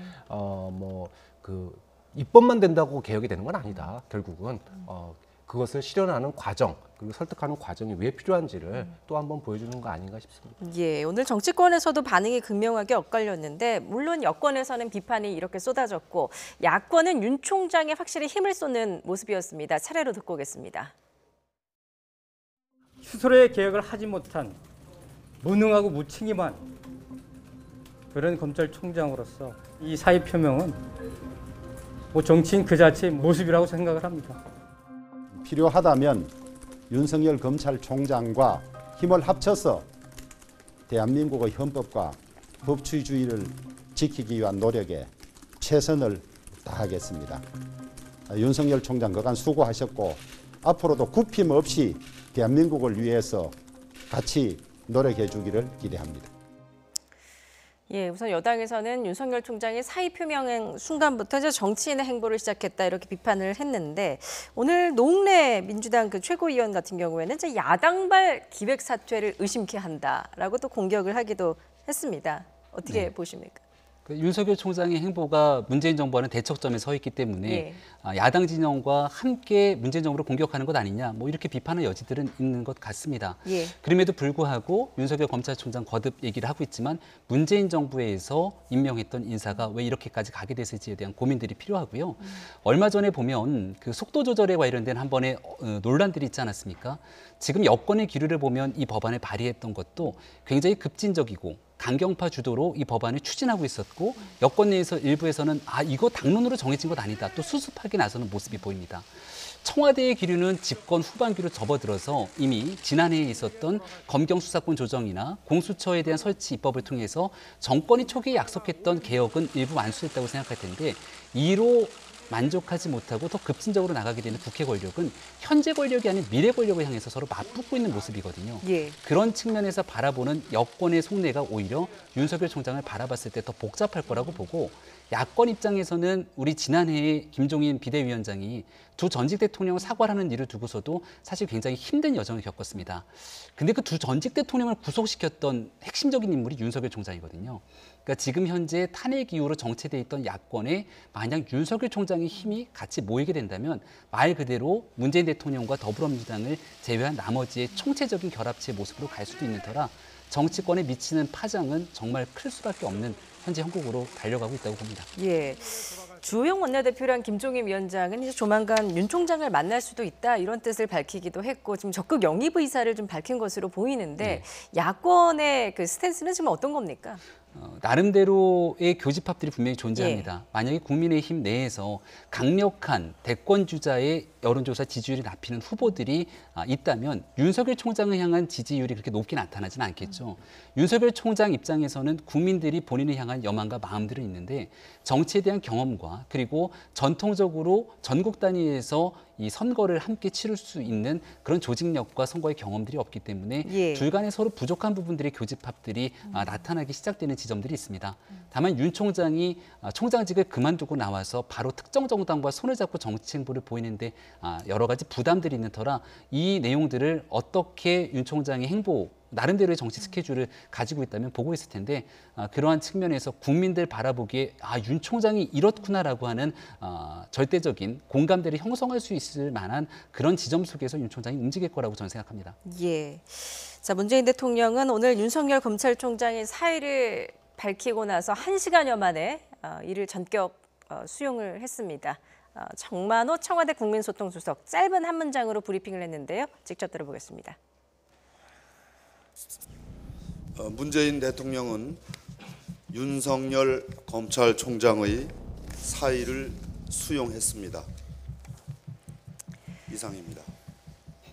예, 사의를 밝히자마자 그야말로 전격 수용을 한 것 어느 정도 좀 대비를 하고 있었다라고 봐야 될까요?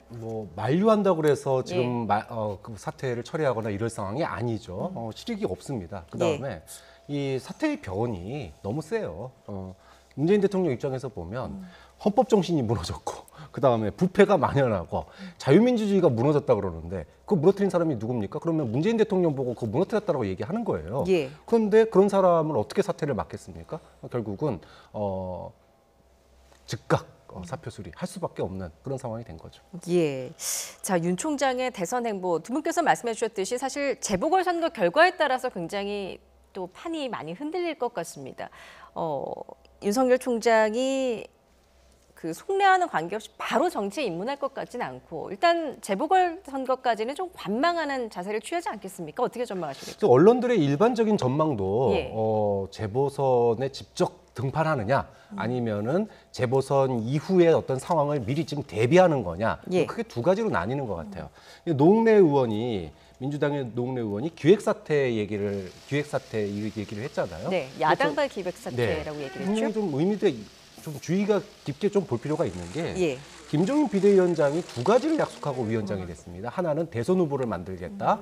그리고 또 하나는 극우 보수와 결별하고 체질 개선을 하겠다. 그런데 지금 상황에서 이 두 가지 다 쉬운 일이 아니에요. 그런데 이거를 갖다가 한 번에 해결할 수 있는 게 윤석열 총장이 만약에 재보궐선거판에 등판해서 문재인 정부와 각을 세우는 예. 그렇게 되면 여야의 후보 간의 대결이 아니라 윤석열 대 문재인, 윤석열 대 민주당의 대결로 선거판이 흐를 경우 그렇게 해서 야당 후보가 당선될 경우 의미 있는 대선 후보 아니 일약 스타덤에 오른 대선 후보와 그다음에 당의 주력이 소위 말해서 합리적 보수로 가는 이런 예. 상황을 한꺼번에 만들 수 있는 그런 상황이 올 수도 있거든요. 이런 것들이 김종인 대표가 그동안 얘기해 왔던 것과 굉장히 결을 같이 하기 때문에 왜 한 달 전일까라고 얘기를 한다고 본다면 예. 기획 사태 이게 어느 정도 좀 있을 수도 있는 거 아니냐. 물론 가능성은 아직은 좀 낮습니다. 대부분의 전망처럼 선거 이후에 야당 재편을 준비하는 과정일 거다라고 저도 생각을 하는데 예. 만약에 선거판에 등판했다. 그렇다라면은 이거는 선거판 완전히 바꿔버리겠다라고 하는 김종인 위원장과 윤석열 총장의 뒷이야기가 합의가 있지 않았을까라고 나중에 이제 돌이켜볼 수 있겠죠. 사전에 김종인 위원장과의 어떤 사전 합의가 있었을 것이다. 있을 수도 있다고 봅니다.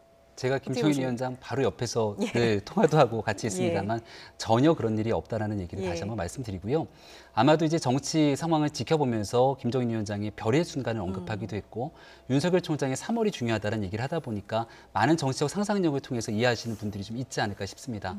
아마도 이신전심으로 문재인 정부가 지금 현재 시점에서 우리 지난주 아마 뉴스나이트에서는 가덕도 신공항을 방문했던 문재인 대통령의 모습들을 쭉 뉴스를 보도했던 적도 있는데 예. 대통령이 선거를 앞두고 정치적 중립을 훼손한다라는 내용이 전달될 정도로 지금 4월 보궐선거에서 여권의 움직임이 심상치 않습니다. 심지어 재난지원금 문제부터 많은 일들이 만약 기본적인 정치 질서를 무너뜨리는 방식으로 진행되게 되면 윤석열 총장 입장에서는 얼마든지 이 상황 속에서 나와서 본인의 역할을 할 수가 있거든요. 아마 현 정부와 여권이 이 선거에서 무리한 방식으로 진행되는 것을 막는 하나의 이 방파제 역할로서 충분한 가능성들이 있지 않을까 싶고 예. 윤석열 총장 입장에서는 이 정치적으로 국민들의 마음이 모이는 게 결국은 상대적인 요소들도 분명히 존재합니다. 근데 그 큰 상대적인 요소 중에 하나가 사실은 바깥에 있는 안철수 대표일 수도 있는데요. 아주 만약 이번 대통령 선거에서 이번 보궐선거에서 안철수 대표가 서울시장이 되면 차기 대권에 나가는 것 아니냐 이런 얘기들을 상당히 많이 합니다. 예. 그 내용은 서울시장에 만약 안철수 대표가 됐을 경우 높은 지지율을 바탕으로 야권의 주자가 없으니 내가 대선에 나갈 수도 있다. 이런 얘기가 나올 수도 있다는 전망들을 많은 정치 전문가들이 하게 되는데 예. 그런 지점에서 바라보면은 오히려 윤석열 총장이 정치적으로 움직여야 되는 행보가 어떤 방식인지는 조금 더 분명해지지 않을까라고 하는 그런 평론을 하시는 분들도 있다는 말씀드립니다. 예, 재보궐선거 결과에 따라 즉 여권이 승리하느냐 아니면 야권이 승리하느냐에 따라서 윤석열 총장의 그 정치적인 입지랄까요? 그리고 야권에서 정계 개편에서 할 역할들 이런 것들이 좀 많이 달라질 것 같습니다. 그렇죠. 만약에 이제 민주당 이제 후보가 예. 승리할 경우에 야권은 급격하게 이제 그 소위 말해서 정계 개편에 들어갈 수밖에 없어요. 예. 그러면은 정계 개편의 핵심은 누가 될까요? 결국은 단일화 과정을 통했는데도 불구하고 패배했다라 그러면 그 책임은 그 단일화를 추진했던 양측과 국민의힘에 있을 수밖에 없어요. 그러면은 그 소위 말해서 윤석열 총장의 몸값은 소위 말해서 금값이 되는 거죠. 러브콜이 쏟아질 겁니다. 뭐 거기에는 뭐 비전이니 뭐니 이런 건 뭐 묻지도 따지지도 않고 윤석열 총장을 영입하기 위한 이런 노력이 갈 텐데, 만약에 이번 재보선에 윤석열 총장이 전혀 개입하지 않는다, 한 마디도 언급하지 않는다, 그렇다면 그것에 대한 그 상황이 올 때에 대비해서 미리 정치적인 어떤 내공을 쌓는 그런 시간이 될 수 있는 거고요. 반대로 이제 윤석열 총장에게 야권이 승리한다 이게 있는데, 만약에 승리한다라고 했고 윤석열 총장이 사퇴하지 않고 있었다라면은 윤석열 총장을 굳이 찾아가면서 할 필요가 없는 거예요. 왜냐하면 아까 얘기하셨던 것처럼 만약에 안철수로 단일화돼서 안철수 대표가 됐다 그러면은 아마도 다음 그 당선된 이후에 지지율 조사하면요, 안철수 대표의 지지율이 아마 서울시장으로서의 안철수 대표 지지율이 15% 이상 올라갈 겁니다. 그렇게 되면 다른 대안들이 나오기 시작하면 윤석열 총장의 입지가 줄어드는 거거든요.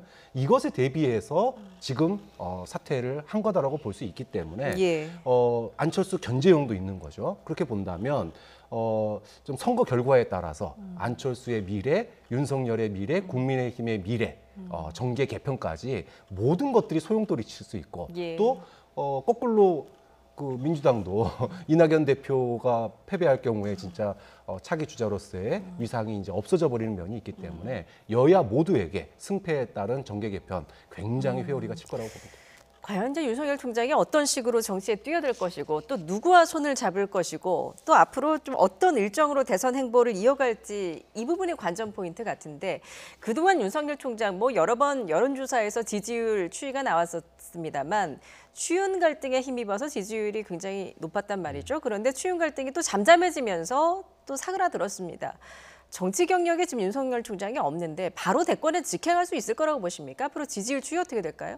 국민들의 민심에 달려 있죠. 근데 윤석열 총장의 지지율이 올랐다가 떨어진 건 어제 오늘 일은 아닙니다.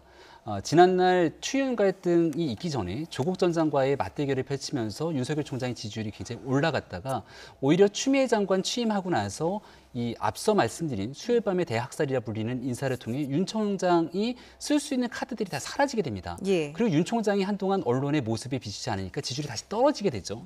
그랬던 윤석열 총장의 지지율이 정말 갑자기 급등하게 됐던 상황은 국회에서 출석해서 그 많은 법사위원들과의 이 맞대응 장면 속에서 국민들이 그걸 생중계로 지켜봤는데 수많은 민주당 인사들과 윤 총장이 맞서서 얘기하는 지점 하나도 밀리지가 않으면서 하고 싶은 말을 그대로 다 하면서 오히려 여권을 더 공세에 몰릴 수밖에 없게 만들었거든요. 지금 이제 윤 총장이 쏟아내는 많은 얘기들은 문재인 정부를 굉장히 곤혹스럽게 만들 겁니다. 그럼 여권 인사들은 언제까지 윤석열 총장을 무시할 수가 없기 때문에 맞대응을 할 수밖에 없을 것이고, 그 맞대응의 결과 속에서 윤 총장이 과연 얼만큼 국민의 민심을 얻을 수 있는지에 따라서 윤 총장의 대선 지지율은 같이 움직이게 될 겁니다. 그런 측면에서 그동안 윤 총장이 걸어왔던 길들을 보면 아마 여권 입장에서도 쉬운 상대로서 같이 이 대통령 선거를 두고 맞상대하기는 여전히 어려운 지점들이 있을 거라고 저는 봅니다. 알겠습니다. 자, 재보궐선거 전망까지 또 윤석열 총장의 앞으로의 향후 지지율 추이 전망까지도 알아봤는데요. 정말 파란만장한 3월이 될 것 같습니다. 오늘 두 분 말씀 여기까지 듣겠습니다. 지금까지 박창원 장한대 교수, 김병민 국민의힘 비상대책위원과 함께했습니다. 잘 들었습니다.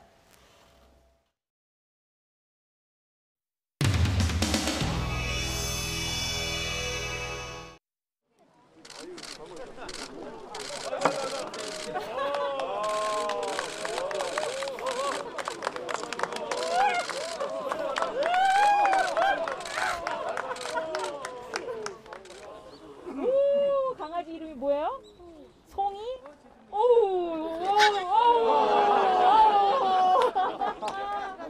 조용히 하라는데. 뭘 얘기하는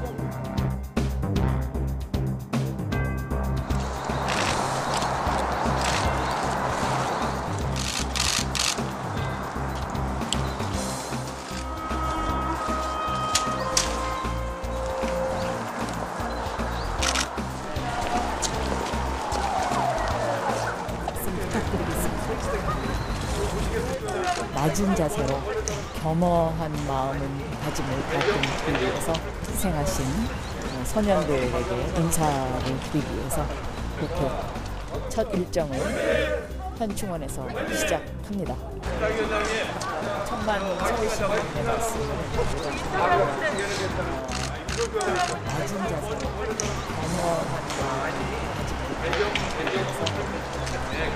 나라의 선양의 전사를 기리해서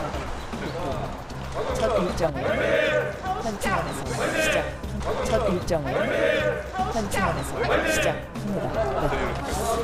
천만 시민의 발자부서요, 발자. 언니 웃어주세요. 네, 웃어주세요. 파이팅 해야 되겠네. 파이팅. 네. 우리가 먹을 선거가 있거든요. 감사합니다. 어머니. 수고 많았어요. 수고 많았어요. 아유, 감사합니다. 네. 축하드립니다. 아침에 인터뷰도 다 들었습니다. 파이팅 하세요. 같이 화이팅 한번 해주세요. 저기, 박영선 화이팅. 상처가 없이 빨리 가고. 건강하세요. 박영선 화이팅! 서울시장 화이팅! 박영선 화이팅! 서울시장 화이팅! 화이팅! 걸어보시고 나서 이런 거 좀 더 덧붙였으면 좋겠다 이런 건 없으셨어요? 네. 사실은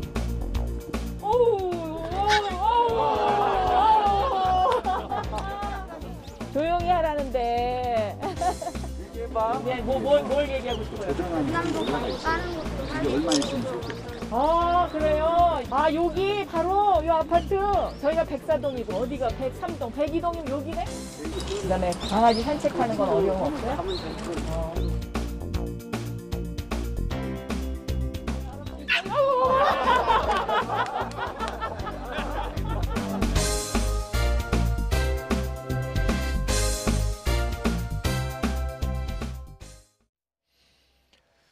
미얀마 군경이 시위대를 향해 또다시 무차별 총격을 가해서 38명이 사망하는 등 사흘 만에 끔찍한 유혈 사태가 재현됐습니다. 김태현 기자의 보도입니다. 미얀마에서 피해 일요일 이후 사흘 만에 더 참혹한 유혈 사태가 발생했습니다. 크리스틴 슈레너 버기너 UN 미얀마 특사는 어제 미얀마 군경의 총격으로 38명이 숨졌다고 밝혔습니다. Today it was the bloodiest day since the coup happened on the 1st of February. We had only today, 38 people died. We have now more than over 50 people died since the coup started, and many are wounded.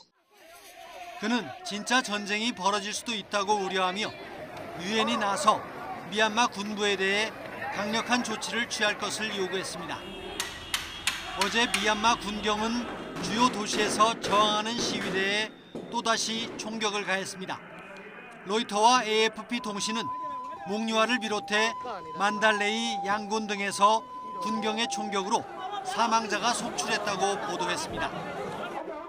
미얀마 시민단체인 정치범 지원협회는 어제 최소 18명이 숨졌고 사망자가 더 늘어날 것이라고 밝힌 바 있습니다.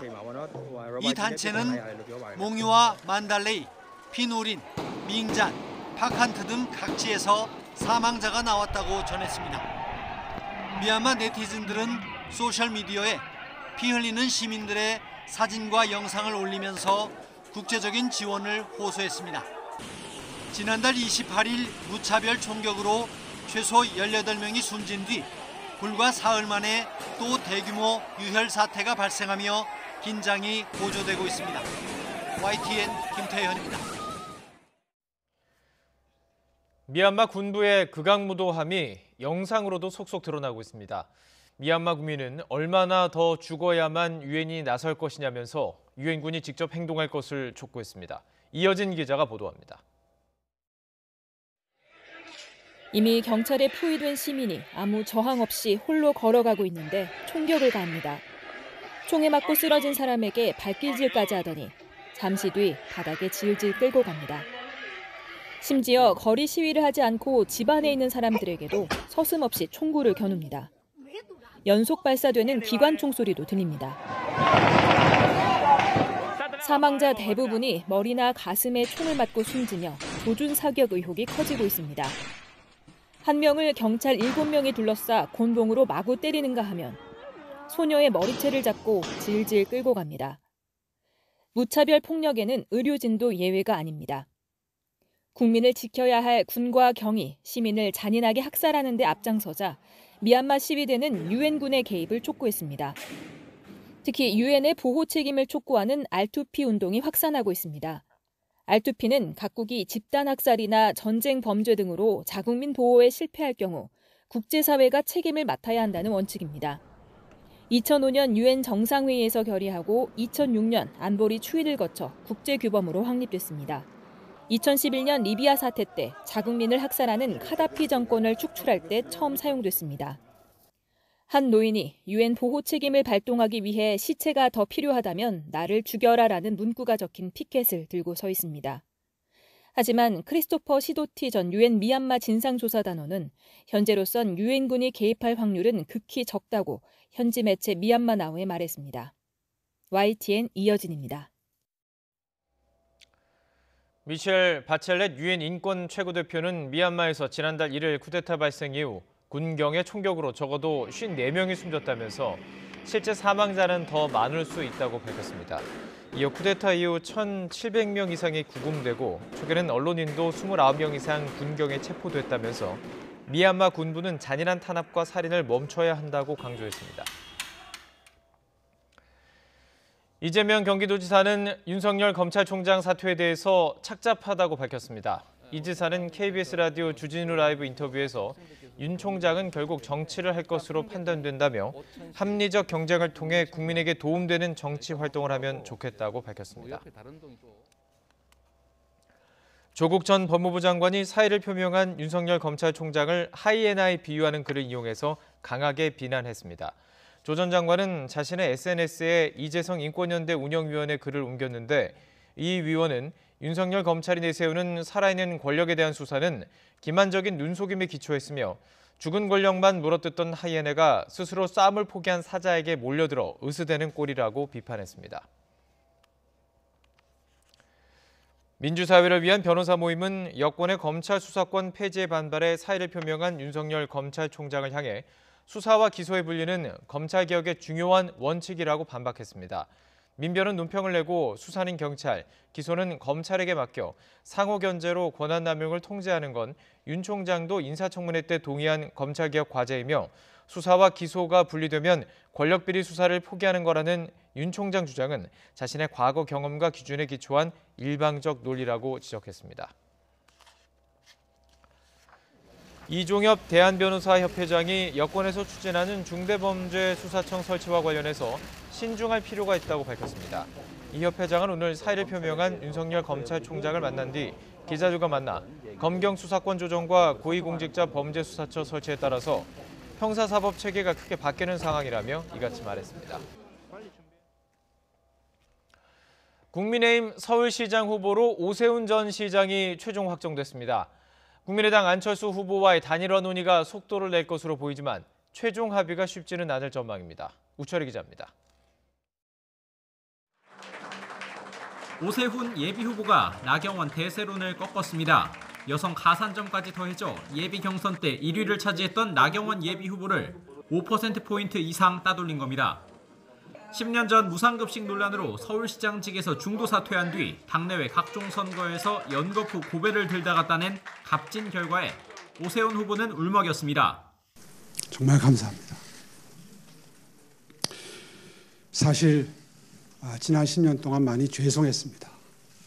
여러분의 용서를 받을 수 있는 날을 저 나름대로 준비해 왔습니다. 이제 최대의 관심은 국민의당 안철수 예비후보와의 야권 후보 단일화입니다. 두 후보는 즉시 전화 통화를 갖고 조만간 직접 만나기로 했습니다. 이르면 이번 주 안에라도 만남이 성사될 가능성이 있습니다. 오세훈 후보가 평소 중도 확장을 스스로 강조해온 만큼 상대적으로 논의가 수월할 수 있다는 평가도 나옵니다. 당 후보의 일정인 만큼 당과 긴밀히 협의해서 결정하겠습니다. 제 개인적인 생각은 조속한 시일 내에 만나 뵙고 싶습니다. 오세훈 후보님과는 조만간에 만남을 통해서 건설적인 협력 방안에 대해서 논의를 하기를 희망합니다. 하지만 이견도 만만치 않습니다. 국민의힘은 시민 참여 경선 등의 방식으로 승부를 걸어보겠다는 입장이지만 안철수 후보 측은 높은 지지율을 등에 업고 100% 여론조사를 선호하는 상황입니다. 또 오세훈 후보로 단일화되면 기호 2번, 안철수 후보로 단일화되면 기호 4번을 달게 되는데 제1야당으로서 반드시 후보를 내야 하는 국민의힘으로선 기호 2번을 포기할 수 없다는 점에서 안 후보를 향한 입당과 합당 요구도 계속되고 있습니다. 관건은 지지율. 현재는 안철수 후보가 지지율에 있어서 협상에 우위를 점하고 있지만 국민의힘의 오세훈 후보 확정으로 지지율이 오르는 컨벤션 효과가 어느 정도 일어났냐에 따라 협상 주도권을 누가 쥘지도 판가름 날 전망입니다. YTN 우철입니다. 한미 방위비 협상 체결을 위해서 정은보 방위비 분담 협상 대사가 출국했습니다. 정 대사는 이른 시일 내에 협상이 타결될 것으로 기대했고 미국도 타결이 매우 근접했다고 공감해서 교착 상태가 풀릴지 주목되고 있습니다. 김도원 기자입니다. 미국 바이든 행정부 출범 이후 처음 대면으로 열리는 방위비 협상에 참석하기 위해 정은보 대사가 출국길에 올랐습니다. 정 대사는 이번 협상을 통해 일부 남아있는 쟁점을 해소하고 원칙적인 합의를 마치겠다고 말했습니다. 협상은 전체적으로 상당한 부분 공감을 이루고 있다는 점에서 그리고 그런 점에서 가능한 한 빠른 시일 내에 협상 타결을 기대한다는 그런 말씀을 드렸습니다. 지난해 양국이 잠정 합의했던 13% 인상안이 유력하다는 관측이 나오지만 정 대사는 구체적인 내용은 아직 협상 중이라며 말을 아꼈습니다. 새 협정이 원래 지난해부터 적용돼야 했기 때문에 인상률 적용 시기 등 기술적인 문제가 남아있는 것으로 보입니다. 하지만 주한미군 한국인 직원들이 다음 달 무급휴직에 들어가는 일은 없을 거라고 밝혀 타결 가능성이 크다는 것을 시사했습니다. 미국 국무부도 한미 방위비 분담 협정 합의 도달에 매우 근접해 있다며 상호 수용 가능한 합의에 신속히 도달하길 기대한다고 밝혔습니다. 정부는 필요할 경우 추가 대면 협의가 있을 수도 있고 협상이 타결돼도 바로 협정문을 발표하긴 어려울 거라는 등 신중한 입장입니다. 지난해 잠정 합의안을 공개했다가 트럼프 당시 대통령이 막판에 뒤집은 사례도 있습니다. 미국 언론들은 13% 인상의 5년 단위 계약으로 타결될 가능성이 크다고 보도하고 있습니다. 1년 넘게 교착 상태가 계속되면서 한미동맹에도 껄끄러운 요소로 작용했던 방위비 분담 문제가 이번 협상을 통해 마무리될 수 있을지 주목됩니다. YTN 김도원입니다. 북한이 처음으로 말단 당 조직을 맡고 있는 시군 책임비서들을 모아놓고 강습회를 열었는데 김정은 위원장이 직접 참석했습니다. 또 최고인민회의 전원회를 열어서 금강산 일대 개발을 포함한 것으로 추정되는 동해안 국토건설 총계획을 승인했습니다. 황혜경 기자가 보도합니다. 북한이 8차 당대회 결정 학습과 관철에 연일 총력을 쏟아붓고 있는 가운데 시군 당 책임비서 강습회가 시작됐습니다. 노동당 조직의 말단이라고 볼 수 있는 시와 군의 당 책임비서들을 불러 모아 학습을 시키는 건데 북한이 처음 시도하는 행사입니다. 북한은 개강 첫날 김정은 위원장이 직접 참석해 개강사를 했다고 전했습니다. 김 위원장은 새로운 국면을 맞이한 사회주의 건설은 시군의 강화 발전을 필요로 하고 있다면서 시군 책임비서들이 혁명적인 정치의식을 갖고 근본적인 변화를 일으켜 8차 당대회 결정을 철저히 관철해야 한다고 강조했습니다. 특히 전국의 균형적 동시 발전의 중요성을 언급했는데 북한식 지역균형 발전 추진을 본격화하는 것 아니냐는 관측도 나오고 있습니다. 지금까지 북한의 지방 경제는 중앙정부의 재정 부족으로 사실상 각자 도생 방식으로 발전해 왔습니다. 그러나 이제는 국가가 직접 챙기면서 가시적인 성과를 도출하겠다는 의지를 행동으로 보여주고 있는 것으로 판단이 됩니다. 지역 균형 발전이라는 목표를 중요한 국가적 의제로 공식화하고 같은 날 북한은 최고인민회의 상임위 전원회의도 열어 사회보장법과 수입물자 소독법을 채택하고 동해안지구 국토건설 총계획을 승인했습니다. 특히 수입물자 소독법은 국경 지점에서 수입물자의 소독 절차와 방법, 질서를 어긴 경우 처벌 내용 등을 규정했다고 밝혀 추후 북한이 1년 넘도록 봉쇄해온 국경을 일부 열고 제한적으로나마 무역을 재개할 것으로 추정되고 있습니다. 또 김 위원장이 8차 당대회에서 금강산 지구를 우리식의 현대적 문화 관광지로 개발하겠다고 밝힌 가운데 금강산 일대도 포함된 것으로 보이는 동해안 지구 건설 계획이 승인돼 향후 북한이 어떤 조치에 나설지도 관심입니다. 앞서 북한은 2019년 10월 김정은 위원장이 금강산 지구 내 남측 시설물을 싹 드러내라고 지시한 이후 여러 차례 대남 통지문을 보내 철거를 요구했지만 코로나 발발 이후 관련 일정도 연기한 바 있습니다. YTN 황혜경입니다. 오늘 오후 6시 20분쯤 울산시 울주군 온산읍 S5일 공장 근처 송유관에서 원유 누출 사고가 일어났습니다. 신고를 받고 출동한 소방대원들과 회사 측이 송유관 밸브를 잠가 추가 누출은 막았습니다. 울산소방본부는 지름 42인치짜리 송유관에서 원인 모를 누출 사고가 났다면서 해양경찰과 함께 긴급 방제 작업을 하고 있다고 설명했습니다. 일본군 위안부 피해자를 매춘부로 규정해 공분을 사고 있는 미국 하버드대 로스쿨 마크 램지어 교수가 일본 야쿠자 다수가 한국인이라고 주장한 논문도 발표했던 것으로 확인됐습니다. 램지어 교수는 지난 2018년 2월 발표한 일본의 사회추방자 정치와 조직범죄라는 제목의 논문에서 근대 일본의 최하층 계층인 불황민 보조사업 종류에 따른 영향을 분석하면서 이같이 주장했습니다. 램지어 교수는 범죄 조직 남성의 다수는 불황민이나 한국인이라는 불황민 출신 언론인의 주장을 인용하면서 후쿠오카 지역 야쿠자인 구도카의 조직원 70%가 불황민이나 한국인이라는 야쿠자 조직원의 발언도 소개했습니다. 하지만 이 같은 발언의 출처는 한 개인 블로거가 야쿠자 조직원이 출연한 다큐멘터리를 보고 쓴 글이었던 것으로 확인됐습니다. 지난 일주일 동안 야생조류 고병원성 조류 인플루엔자 AI가 10건 추가 발견됐습니다. 환경부와 농림축산식품부는 야생조류 AI 예찰 과정에서 H5N8형 고병원성 AI 10건이 확진돼서 누적 217건으로 늘었다고 밝혔습니다. 바이러스에 쇠약한 쇠기러기 등이 많이 서식하는 강원도, 철원 고성 지역에서도 폐사체가 대거 발생하는 게 주요 원인으로 분석됐습니다.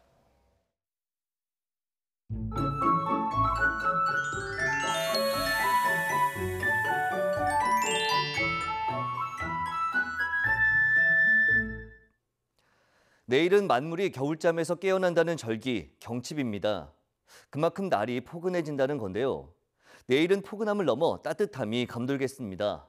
우선 내일 서울 아침 기온이 1도로 아침에도 예년 기온을 웃돌며 큰 추위 없겠고 한낮에는 16도까지 오르는 등 오늘보다 3도, 예년보다 9도가량 높아 따뜻하겠습니다.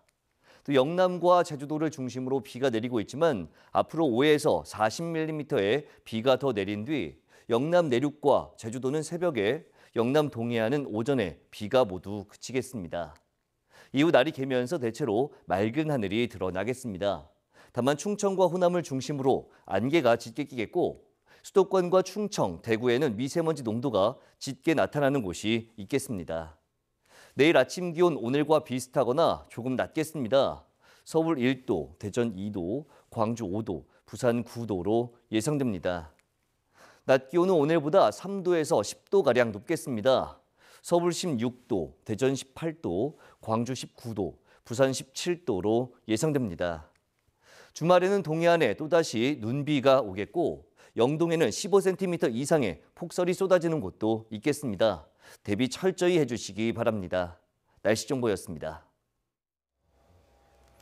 뉴스나이트를 마치겠습니다. 시청해주신 여러분 고맙습니다.